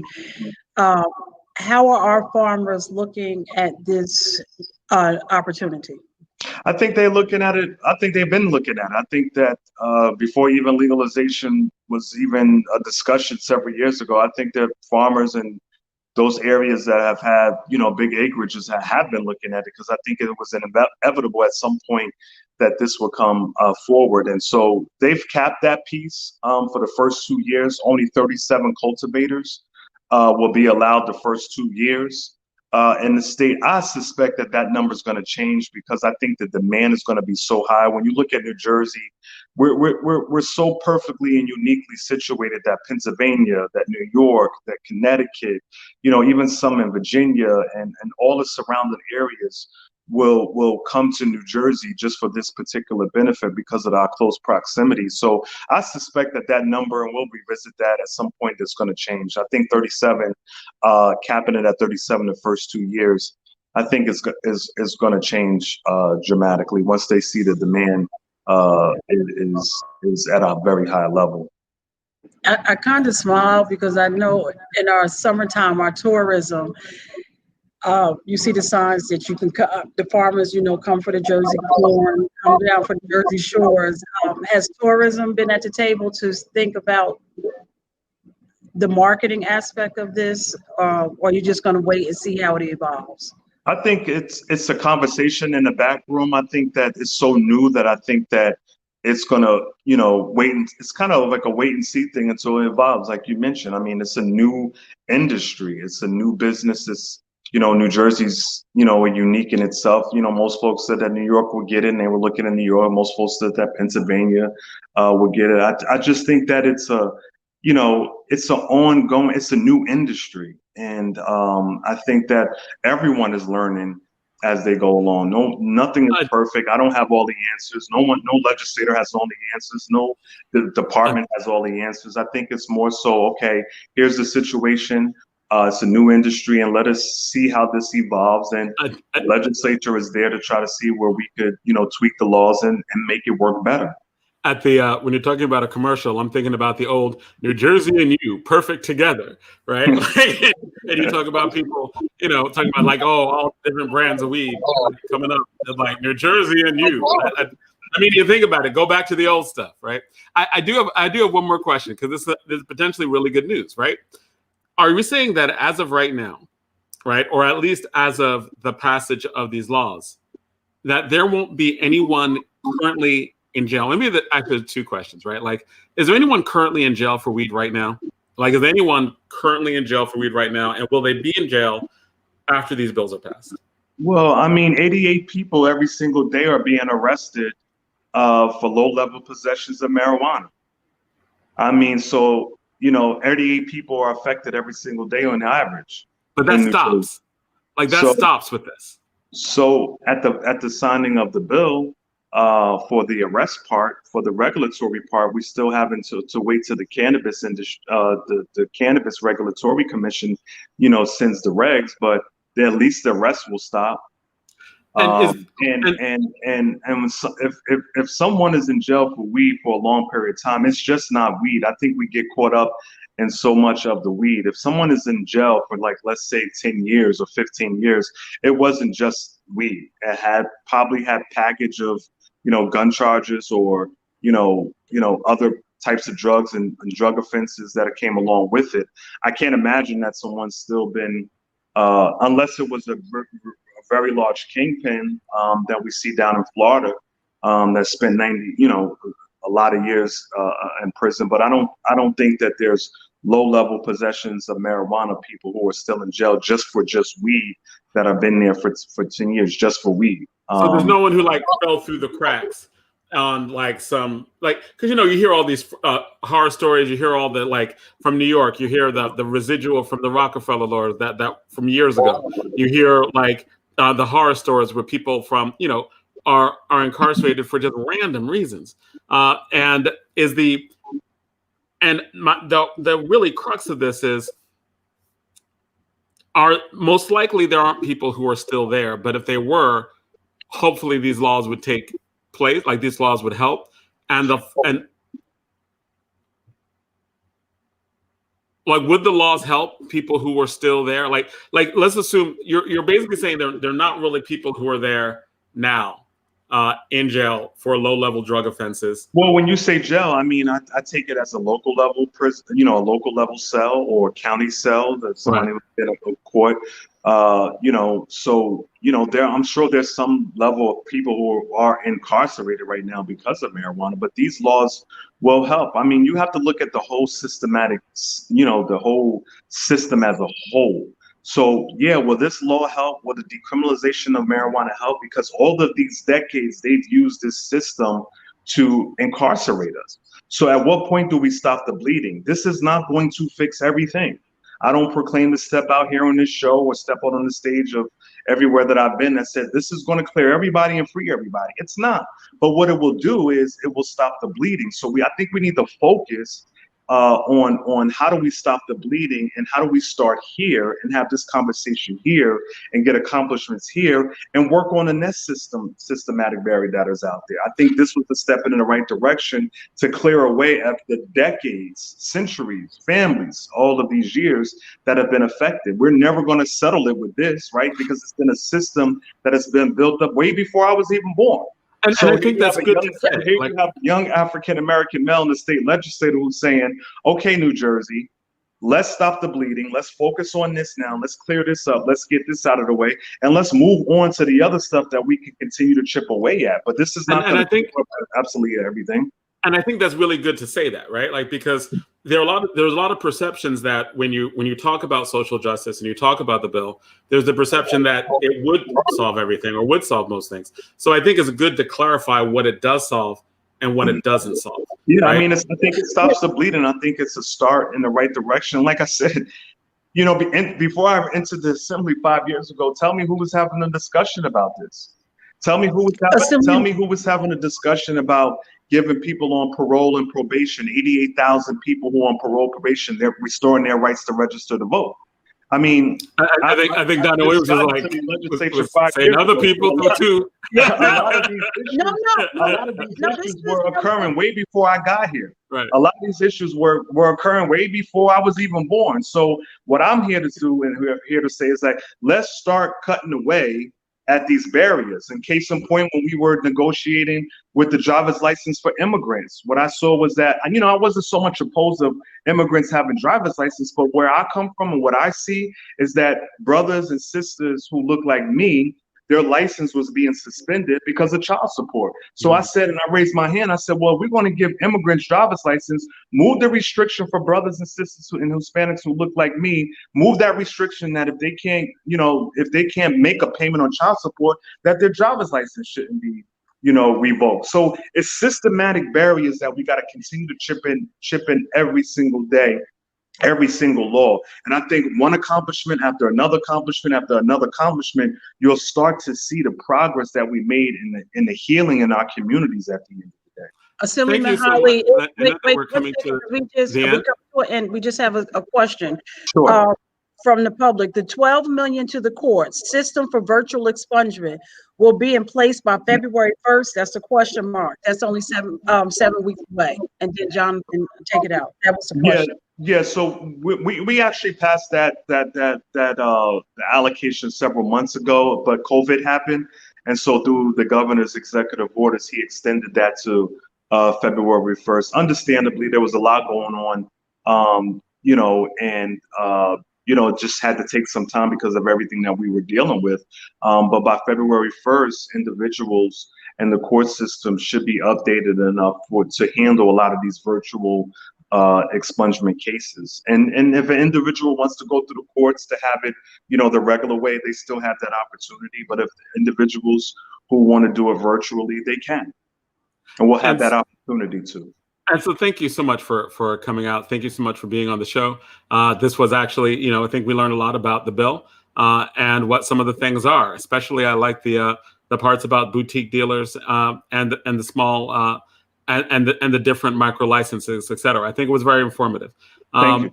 But we do have one last question that we always ask, and I think it's your first time on the show. So this is All Politics Are Local, America's number one political hip hop radio talk show. So we're asking you, who's your favorite hip hop individual, artist, or group? My favorite hip hop artist or individual or group? Man. And it could just be somebody you're rocking right now. I gotta say P. Diddy. I gotta say P. Diddy. Assemblyman, we're over time, but real quick, do you want are you good for the are you good for the vote on the 17th? Do you need people to call down? Is there any action that you need? Yeah, it's always good to reach out to your legislators, but I think this has been a long time coming, and I think that what the voters did for us in particular, the social justice and social equity that we've been pushing, I think that the deadline that they have to meet by January 1st really forced them into the room to make a decision for us. So I think that, yeah, you should always call your legislators. You should always call your representative. I think the clock is in our favor at this point, right? We have to get something done by January 1, and I think that December 17th is going to be a great day for New Jersey. I think we're going to start to see a good pathway for racial equality and social justice. It's the start, it's the beginning, it's not the end of the world, but I think it's going to be a great start. And so thank you so much for being on. Thank you for this show. This is our show. We're in December. We're heading out next week. Shows are coming up, and this week is over. So have a good day, everyone. Be careful, be safe. COVID numbers are just jumping up out there. So definitely be careful, be safe. And that's all for this week. All Politics Are Local, America's number one political hip hop radio talk show. Thank you.